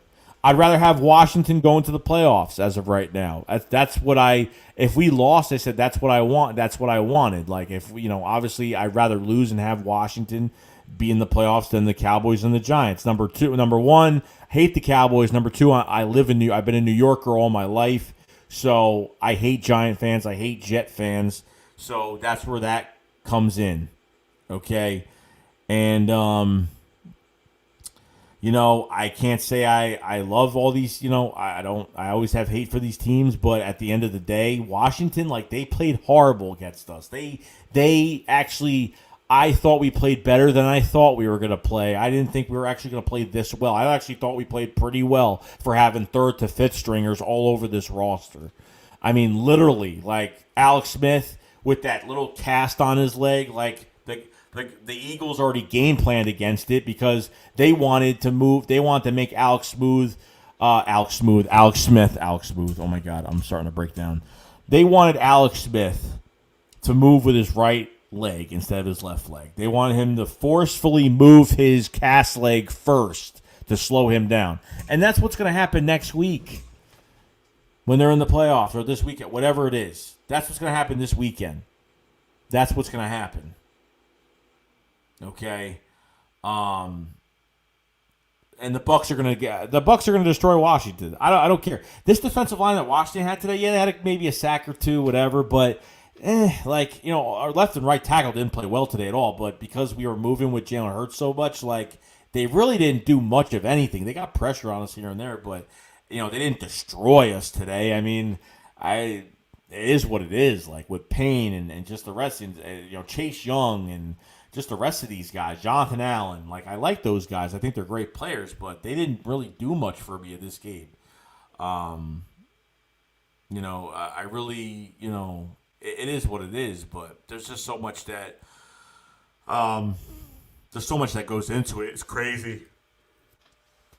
I think we'll have some compensation for this year's draft. If you trade Zach Ertz, I think you get something, a nice early pick with a mid-round pick. I think you could do that. I think that's definitely in the cards, in the works, with some of this stuff going on. So I do like where, I like the direction that they could probably go, but everything's up in the air right now. As of right now, everything's up in the air, and we just have to, it is what it is. What it is. It is what it is. I saw that, I saw a few pictures. I saw a picture of Zach Ertz sitting by himself on the bench. It was way after the game was over. He had his pads on still. He was sitting on the bench. Last game in Philadelphia. Honestly, there were rumors that apparently Ertz and Howie Roseman had a little bit of a fight, an argument about contract and getting paid, and and that's pretty much what happened. And I think that was the truth. I think Zach Ertz really didn't want to play this year. I think he just went through the motions and just kind of it is what it is. Not something that I like to, point out, because Zach Ertz, I'll always like Zach Ertz. Never had problems with him. But he's not a top 3 tight end. He's not a top 5. I mean, he's not really much of anything to me anymore. I mean, I don't really think, like, I want to get rid of him before he regressed. And I think he is regressing. I think we need, they need to try to get something for him this year.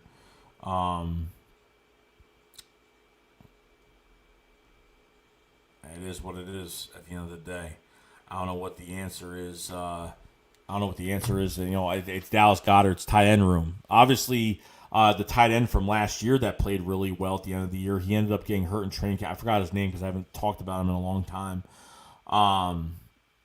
And he's coming back. And Richard Rodgers, I don't know, he was only on a 1-year deal, but you can always re-sign him for another year. So they can do a lot of different things with these tight ends. They like keeping 2 tight ends, and I'm fine with keeping another tight end. I have no problem with it.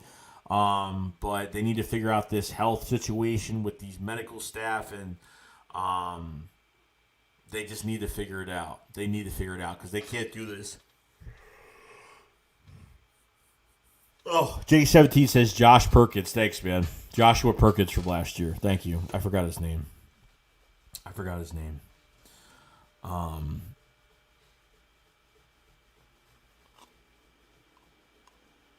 So, receiver-wise, Greg Ward and Travis Fulgham are going to be free agents this year.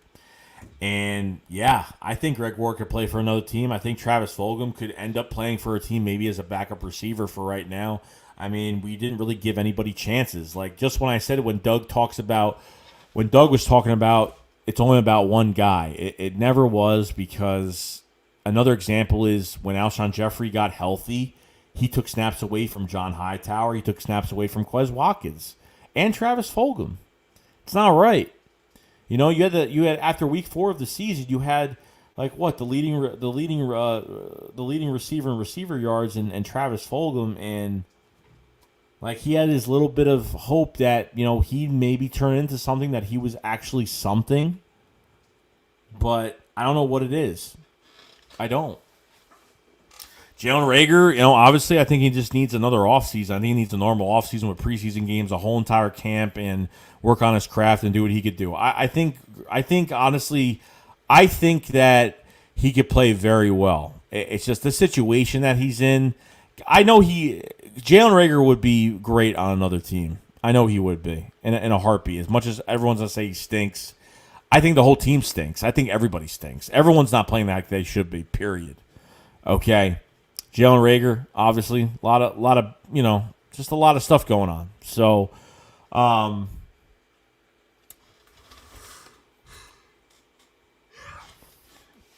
not really sure what the next move is. I'm not really sure, how they're going to do that.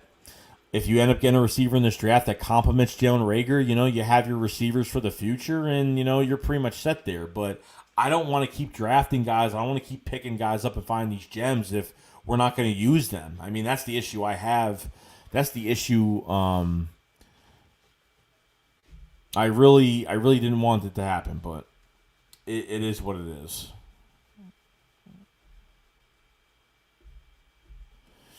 So I'm hoping that we see something better. Next. This coming off season, I'm gonna keep watching football. I'm always gonna watch football. I'm never gonna not watch football anymore. I'm not that type of person, because I like watching the Super Bowl. I like watching the playoffs. I'll watch the playoffs this weekend, and chill out. And that's what I like to do, obviously. My team's not in it, so it makes it easier to watch. You know what I mean? I don't have to be stressed out all day, and it is what it is. The Eagles need to get their stuff together, and I'm just excited to see what changes they do make, hopefully for a DC and OC and, a special teams coach, a new quarterback coach, and just seeing what we're doing with the evaluation process, who we're hiring for that is, John, there's going to be an assistant GM, assistant general manager, whatever, to Howie Roseman, and we'll share responsibility if that's the case. And, it is what it is. Because if it's the case where Howie Roseman, the scouts are telling us to draft a certain somebody when they're on the board, and Howie Roseman is rejecting that, it's a problem. It's a problem right now. You know what I mean? So, everything has just been a total. 2020 has been just 2020 in a nutshell. And, the Eagles, unfortunately, I want to go to a game next year. I want to be at a game, and I usually go to 5-6 games next year. I usually go every year, 5 or 6 games.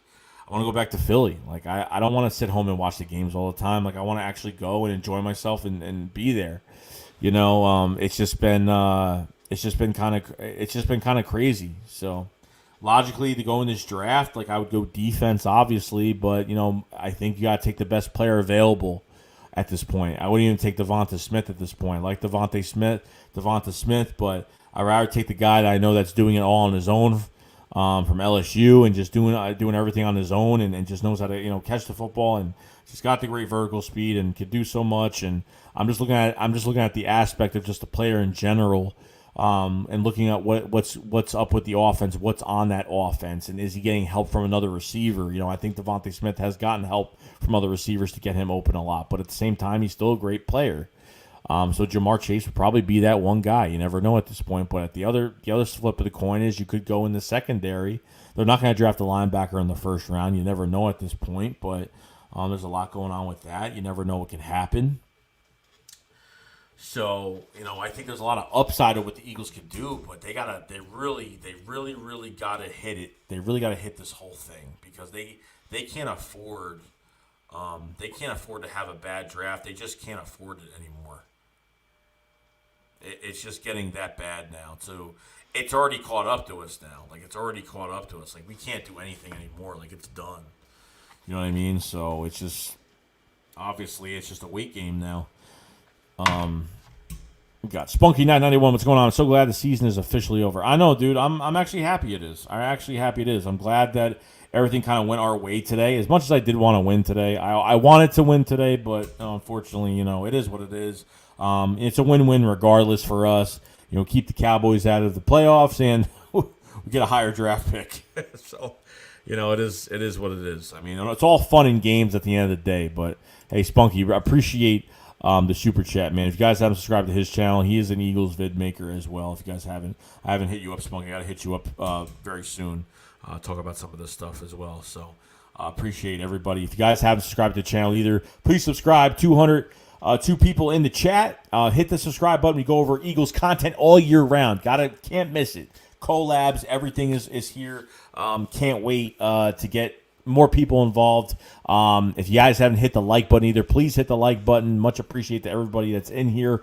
Check out my memberships down below for the Shake Squad Army. Check down merchandise. I actually have another set of merchandise coming out in a few days as well. So check out the new merchandise that's in there right now. So much appreciated to everybody.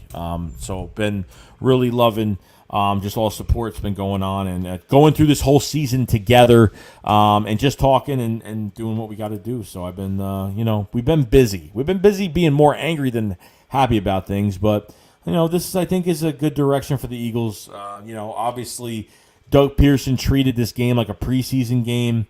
And that's just how it's been. That's how it's been this year. So I don't know what the issue was, but I saw reports that Nate Sudfeld was going to get into the game, but I didn't think it was going to be for like this. Not really. Didn't think that this was actually going to happen, but it is what it is at the end of the day. You know what I mean? So it is what it is. Let's see here. Just making sure I got the right. Okay. All right, we're all good. Man.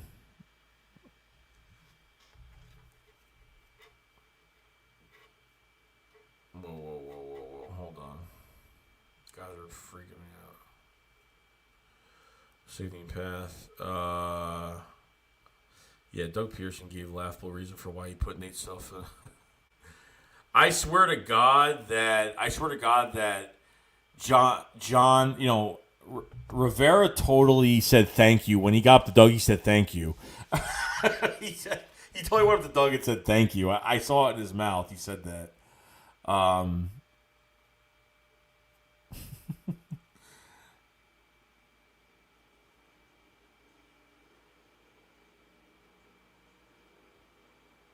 I don't know why everyone's so embarrassed. Why are all these guys that work for the Eagles some of these beat writers are embarrassed what the Eagles did today? Like everyone thinks they tanked on purpose. Like everyone thinks that. You know what I mean? Like it's just like why? Why is that? I thought there were some some fun things going on, but I think Jalen Hurts knew what was going on because he kind of went to the sideline and started laughing a little bit because he knew it was time. And oh my God, yeah. I thought the Eagles did enough. I thought the Eagles actually did enough just by, having 9 players out of this game. You know what I mean?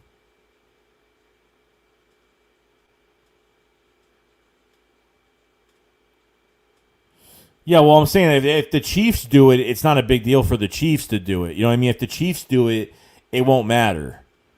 You know what I mean? Because they're already in the playoffs and they're really not messing anybody else up. Like if the Chiefs do it, it's okay. If the Eagles do it, we're scumbags.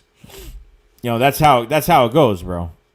That's how it goes. Because, guarantee it, bro. Guarantee it for Cowboys fans that are in here as well. Like, you be doing the same thing, bro. they'd be doing the same thing. If we're the Eagles waiting to get into the playoffs because of a Cowboys win, Cowboys would have done the same thing to us. Like, don't act like you guys are different. Don't act like these Giant fans are any different or the team is any different. Let me tell you something. Like, didn't even matter, bro. Let me tell you.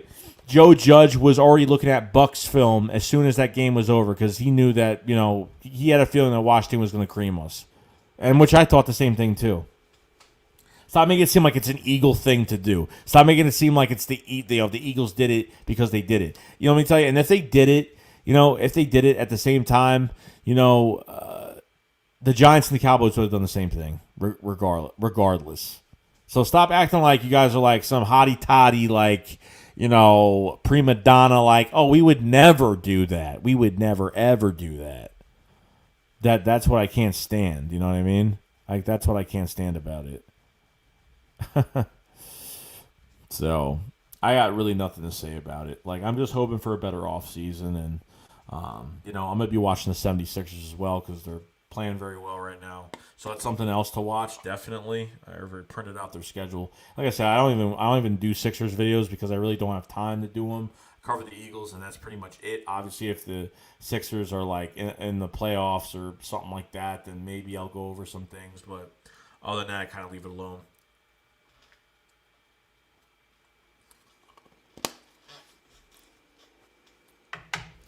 Limit Cod says, give me a physical route runner. Bro, look, when I watch Devontae Adams, when I watch, DeAndre Hopkins, man, those are physical runners, and they're physical catchers. And when they catch the ball, like, it seems like any defender that touches them, like, it does not,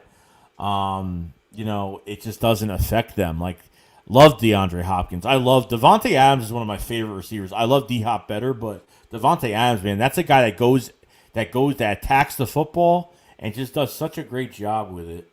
I love Devontae Adams a lot. Jeremiah Dolan says, Eagles tank, they are losers. Jets type loser. Oh my god. You need to go, bro. You need to go, bro. I don't even know why you have balls even being here, bro. Like, you don't mean nothing to us right now, so you mean nothing, bro. You mean absolutely nothing to us right now. Like, you're done. You're done, and we're done. So there's no reason for us to talk, bro. Enjoy your day, bro. Enjoy your night. Enjoy your night. Have a good day. Have a good day.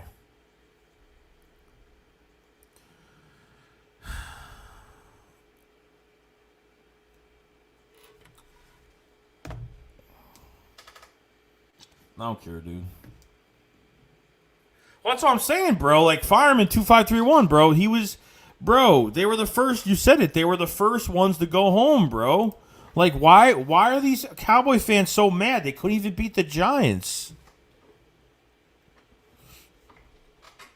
Couldn't even beat the Giants today. Like, why are you so mad at us for, bro? Like, you were like you shouldn't be mad at us. You couldn't even get by the first hurdle you had today. You couldn't even get by it today. You couldn't get by the first hurdle today. I mean, it's just ridiculous. Just ridiculous. Like, how can you just be mad at the Eagles? Like, you guys, your own fault, bro. Your own fault for not beating the Giants. I mean, just that's it. I mean, it's like,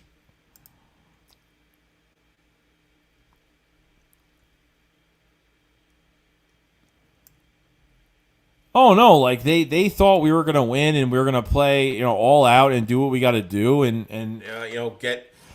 get it done and just get it done. You know what I mean? But I had us losing this game regardless. And before the injury report came out, I had us losing. Like, it didn't even matter at that point. Like, I had us losing. Like, there was no coming back from that. Like, I had us losing the game, regardless of what was going on. So at the same time, like, it is what it is. I have a lot of, there's a lot of different things going on with this team. And, we had our chance, but we don't deserve the playoffs. Never deserved it this year at all. Like, blame the front office and blame Doug Peterson. Like, I blame all these coaches. Not all of them, but obviously I blame the ones that are more important. And, I blame the front office. The front office put us in this position. Like, I could blame Carson. I could blame anybody I want on this team, but before I blame any of those guys, before I even blame injuries, I'm gonna blame the front office for what's been going on. Bro. So for Cowboy fans that are in here, right? So was Jason Garrett the problem? Because it seems like it just seems like he's not the problem at all. Like, is Jason Garrett the problem or what? Because damn, he must have felt really good doing that. He must have felt really good taking his old team down. Offensively, just taking them down. Like, give me a break. The Cowboys don't value what they have, bro. They ruined Tony Romo's career. Let me tell you, Tony Romo ruined his career. They don't care. They'll use you up. They use like everybody. They ran DeMarco Murray into the ground. They don't care. They don't care. Yeah, Jerry Jones is the I don't know. Look. At the same time, dude, like the rest of the NFC East is drafting better than we are. Like, we're not drafting great, like the Cowboys, and we're not drafting great. We're not. We're just, it's not happening. We don't draft well. Why is my Siri thing on? That's what's been going on, bro. Like, and it's caught up to us already.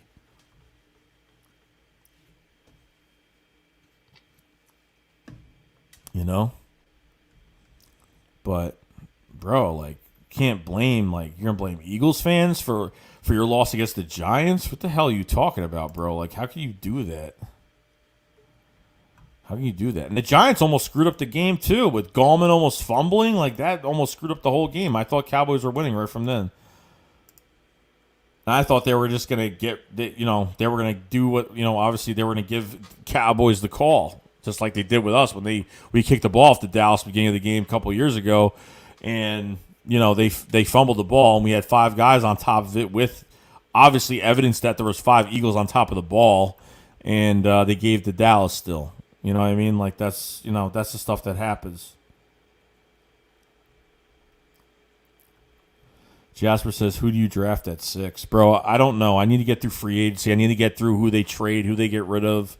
You know what I mean? Like, I need to, the combine. I need to watch all that, bro. Like, it's not easy to say, 6 is going to be easy. Obviously, like, it seems like it's easy because it's very early in the draft. Like, I'm actually happy we got a top 6 pick. Like, I'm really happy I'm really happy where this, I think we have a very big, we have like a 97% chance we're going to get at least an immediate playmaker. I mean, we haven't had a high draft pick since, drafting Carson Wentz, obviously. So, it feels kind of weird, you know what I mean? Having it, but at the same time, like, look, like, we need to get our stuff together and get this going. Got some happy people in here. Let's be happy for a change. Instead, be like, well, Howie's just going to draft the raw guy. Or blah, blah, blah. It is what it is, man. Like, you can't stress about it every day. Like, I'm not going to, like, that's why I can't, it is what it is. Texas Boy says, you'd rather get a receiver? No, logically, I'd want to get someone on defense. I'd rather get a cornerback. I mean, logically, yeah, it'd be defense. But logically, there's 2 different ways of drafting. You're drafting need or you're drafting best player available. So what are you doing? You know what I mean? If you could draft a playmaker, then you draft a playmaker. If you think there's a guy on that draft board in the top 5, that's not going to go, and you're going to get him real early, then hey. Or if you think you can get him like a pick or 2 later, you want to move up, move down a few spots to get some more draft picks, they could do that too. Because I'm telling you right now, guys, as much as we want certain players, it never works out to where they move on the board, or where he's going to get drafted by this team. It never seems to happen that way. It really never seems to happen that way, because you need to figure out what these other teams are doing right now, especially. You need to see what they're doing right now, as in, like, what they do in free agency, who they sign. So you got to watch out for these other teams right now, and what they're doing. So, I made a little mini mock draft. I didn't do anything crazy, but I put obviously I had the Jaguars getting Trevor Lawrence. I have the Jets getting Justin Fields. I have obviously the Dolphins have the 3rd overall pick now. I actually have them getting Jamar Chase just because I think they need a wide receiver, a playmaking wide receiver very badly. I think they need that number one guy that's going to take them over the top. Four, I have the Falcons actually getting Trey Lance because I don't think Matt Ryan's going to be there, but that's like a big question mark pick for me. The Bengals, I have them getting Penny Sewell, from Oregon, just because they need a tackle badly. Their offensive line's been really bad, and this is their chance to get a top guy at left tackle. And then with the sixth pick for the Eagles, I have them getting Patrick Surtain from Alabama. That's who I have them getting. And then obviously after that, I have the Lions getting Devonta Smith from Alabama as well. So, I've created a little bit of a mock. I actually have the Giants. Getting another linebacker this year. You know what I mean? So it is what it is, man. Like, what I have the Cowboys. I think I have the Cowboys getting a corner this year. I have them getting Caleb Farley this year. I have them getting Caleb Farley, another cornerback, this year. So, or they could get or they could have a tight end this year. I don't know. I don't know if they want to keep Blake Jarwin or they like that new guy. The guy who took over for Blake Jarwin after he tore his ACL. So we'll see what happens. But I mean, there's a lot of good. There's a lot. I mean, I can't wait just to see. But I'm going to be very excited to see who we get. I'm very excited about it. I'm always excited for the draft. I'm always hyped up for it and who we get. And I was happy with the Rager pick. I wasn't upset about it. I wanted CeeDee Lamb. I wanted Justin Jefferson. I wanted. There's a few guys I did want. But it is what it is. At the end of the day, it is what it is.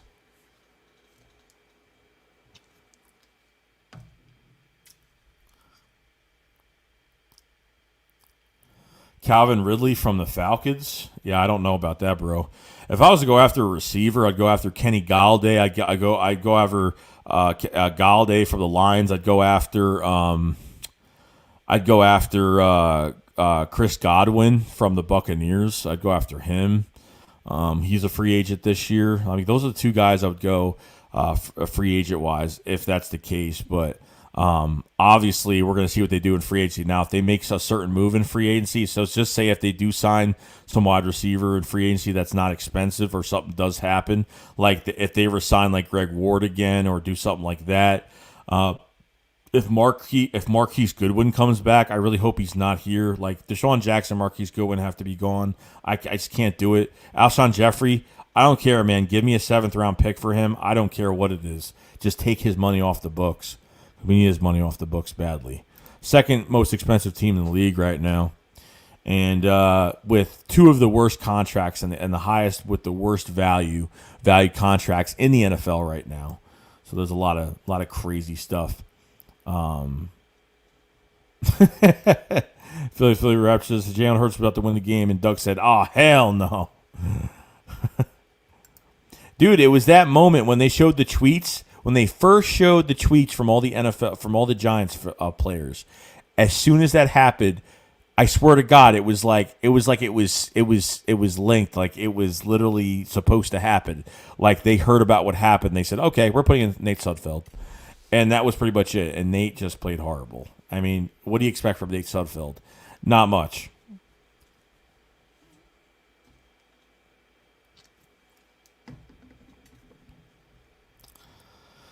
So, oh yeah, Tim can't. Tim, appreciate the comment on this as well because I agree with this.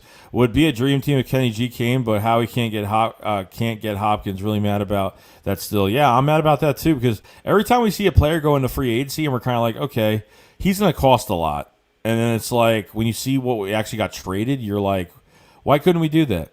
It's because Howie Roseman just doesn't give up more than a 4th round pick. Like, when does Howie Roseman give up more than a 4th round pick?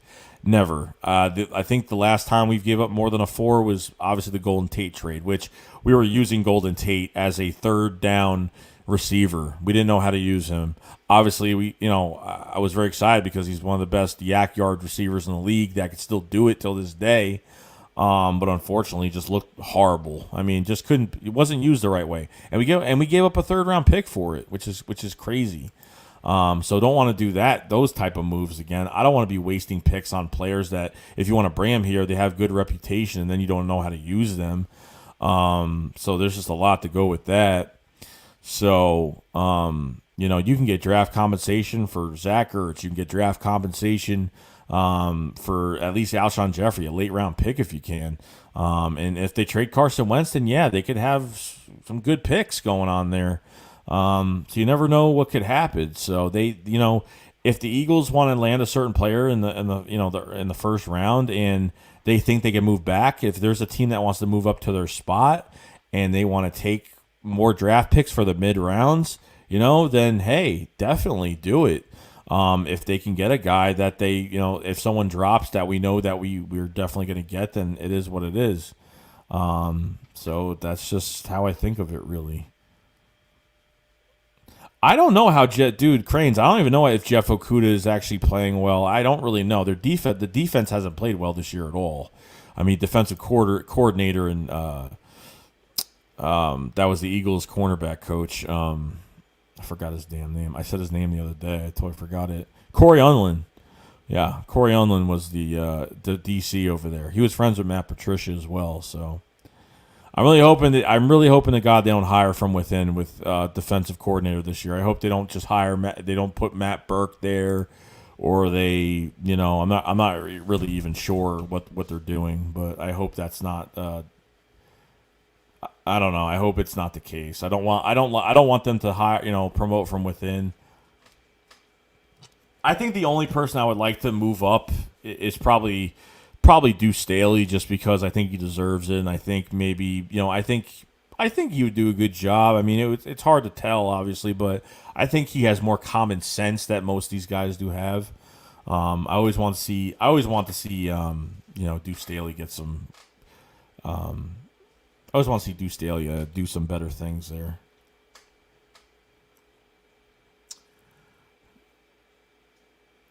No running back, bro.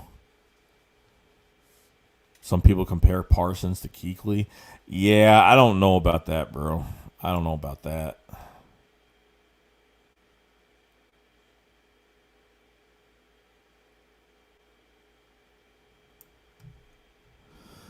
Jeremiah says Eagles are plastic bags. Just gave the game away like the Jets. Dude, you're still talking about the game, bro. You need to just get over it, man. This is why I feel bad. I feel bad for you fans, because you just can't get over it. Like, you really just can't get over it. Like, you're talking about the Eagles right now, and your team couldn't even beat the Giants today. Like, you're acting as if, like, you were still going to get in the playoffs if we lost today, if we won today. Like, you need to chill, bro. Like, I don't know what you're trying to do, but you need to relax. Just gotta relax now. It's over, bro. Yeah, I was upset. I wasn't mad when we were out of playoff contention because of the loss to the Cowboys. Yeah, of course I was, but it is what it is, bro. Life goes on, bro. Life goes on. Yeah, they could get Surtain self-made. Could happen, bro. Could happen.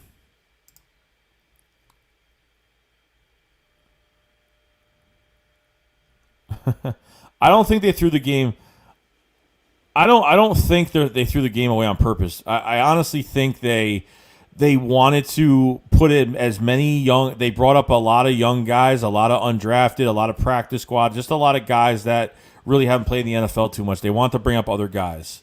They want to just bring up a lot of guys in this game.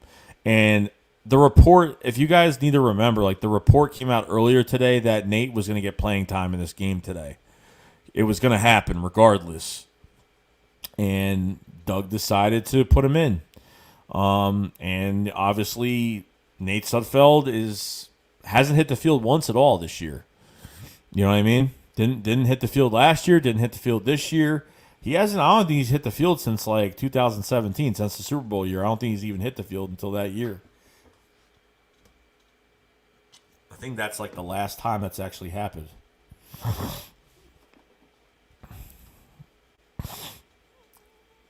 Yeah, limit Kotz as Rex Ryan. A lot of people want Rex Ryan as DC. A lot of people I've talked to have said that.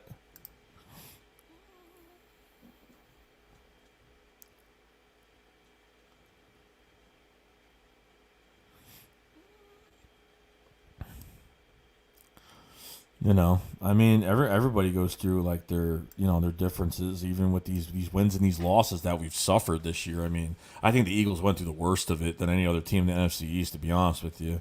I mean, it's just been nonstop, like the same play every single week. It's been nonstop, same play every single week, and yeah, it's been a problem. It's been an issue. So hopefully, some things, some changes do happen, and it is what it is. I don't know if drafting a receiver in the first round is going to be the right choice. I don't know if I know they're not drafting a linebacker, so I'll get that out of my mind. There's no way they're gonna get a linebacker. You know, I think going defense is the way to go here. So I don't know what the case is going to be, but I don't know who her quarterback's going to be next year either. I mean, it's such a mess right now. It's just there's going to be a lot of news coming out. There's going to be a lot of stuff. It's going to be a lot of. Trust me, I'll be updating you on a lot of things coming in the coming days. There's going to be a lot of stuff going on.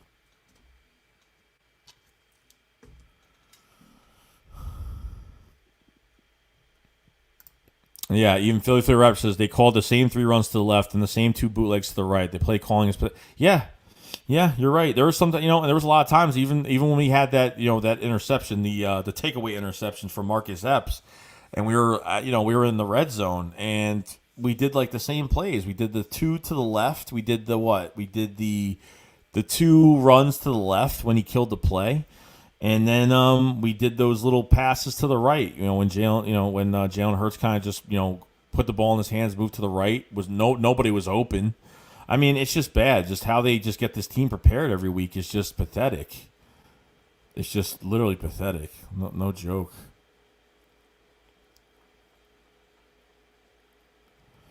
So I don't know what the case is, but I say right now they just need to they need to fix the coaching staff more than anything.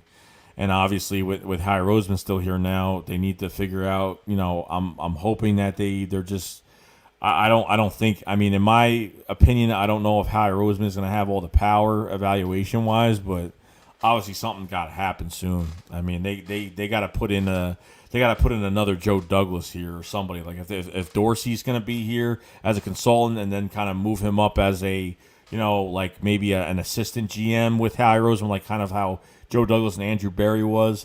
It is what it is. So.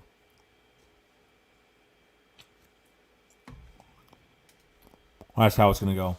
We have 173 people in the chat. Appreciate everybody being here. If you guys haven't subscribed to the channel, please subscribe to the channel. Do appreciate that. Hit the subscribe button. It won't hurt. If you guys haven't hit the like button either, hit the like button for this video live stream. If you guys haven't hit the like button, do appreciate it. When you hit the like button, you support the channel, and it goes a long way. So much appreciate everybody. To everybody being here. Check out them for merchandise and down in the description below.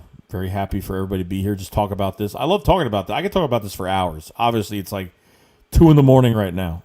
So, and I didn't want this game to be prime time. So it's just been kind of crazy. It's been like a crazy ride. Been a crazy ride.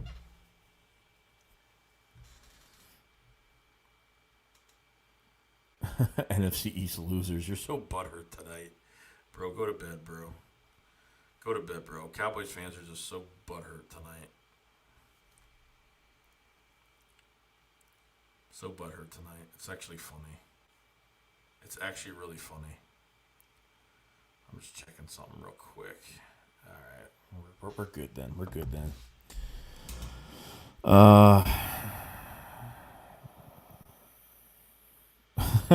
Tim says, let Joey do the picks. How he can be Lurie's pet cat sitting in his office. Oh, God. But, let's see what we got.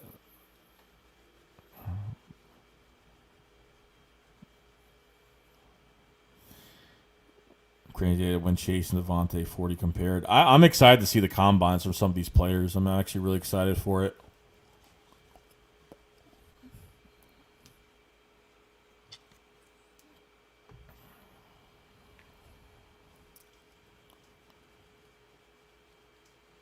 Imagine if Farley or Certain slipped to the second round. Yeah. Dude, you never know, man. The draft is never always promising, bro. Trust me, it's never promising. Who is leaving to make cap space? There's a lot of people that could leave. Javon Hargrave could get traded. You could get rid of Malik Jackson, trade Zach Ertz. A lot of people are already gone, like Jason Peters, Rodney McLeod, Jalen Mills, Cravon LeBlanc.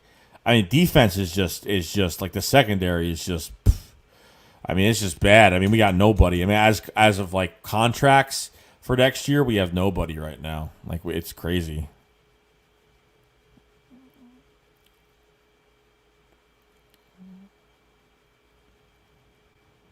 I don't think Dixie. I don't think Doug lost the locker room. I think the players were playing for Doug. I don't think that's the problem, bro. If he lost the locker room, it would have been a long time ago. And trust me, like I don't think that's the case. Sheldon said if they trade Wentz, they could draft. Yeah, but I don't think that's going to happen though. I don't think they have to move up in the draft to get a guy, a caliber starter. If that's the case, I don't think they can get one at 6. Yeah, maybe, but I don't think they can get a top guy. Do they want a guy that's going to come in and be successful immediately? Or are you talking about a guy, are you talking about a guy that's going to be in development? So, Young Gamer says Greg Ward, Boston Scott, Fulgham are free. Oh yeah, Boston Scott is too. Forgot. I know Greg Ward and Fulgham are. I didn't know if Boston Scott was a free agent or not. Yeah, it's going to be tough, man. It's going to be tough.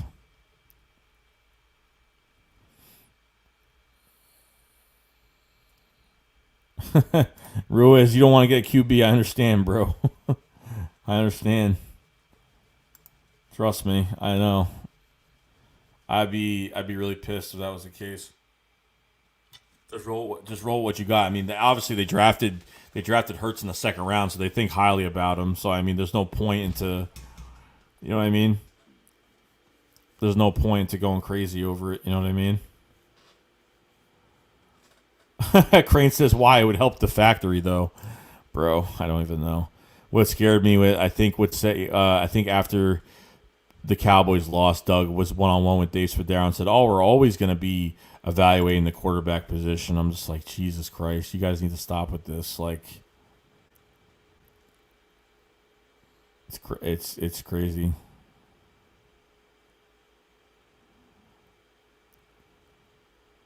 Thanks, Jeremiah. Eagles are just like the Jets. Thank you very much, bro. Still not over it. I could see.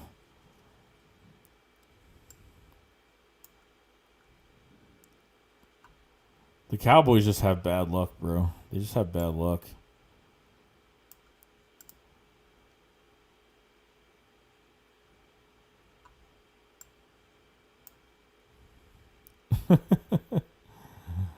Oh, man. It's crazy. Tell us something new. Yeah. I feel like it's the same thing. Oh, boy.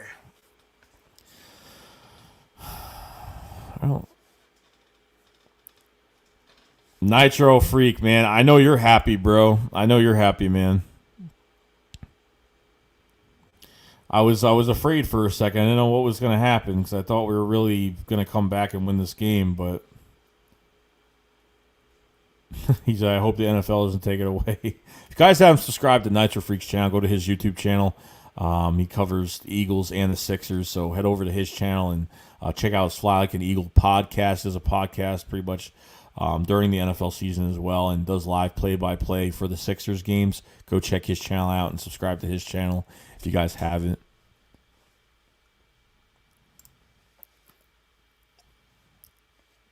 Yo, TJ Edwards got mossed today, bro. He got mossed in the end zone today. I mean, I know it was a 6'6" receiver, but, man, I'm telling you, these linebackers really worry me. Like, they really do. Like, Alex Singleton had another good game today. Had a pretty good game. Alex Singleton's definitely a big gem.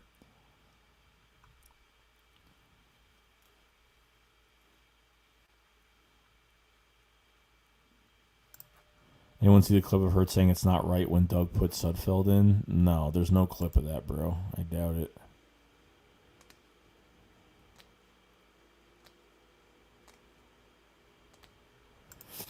Yeah, bro, you know what? And the Cowboys are going to be the same with Jerry Jones being the owner and the GM for years to come. They do all the right things, and then by the season, bad things always happen to the Cowboys. All the time.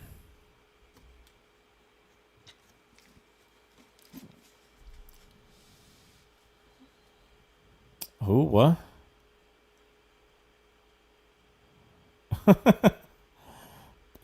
Don't listen to people, man. You can't listen to people.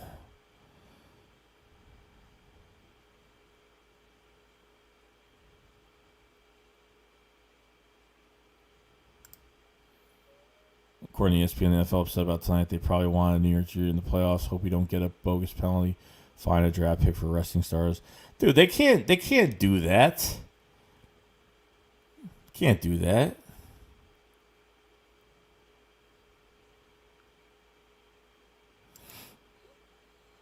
They can do whatever they want during a game. They can do whatever they want during a game.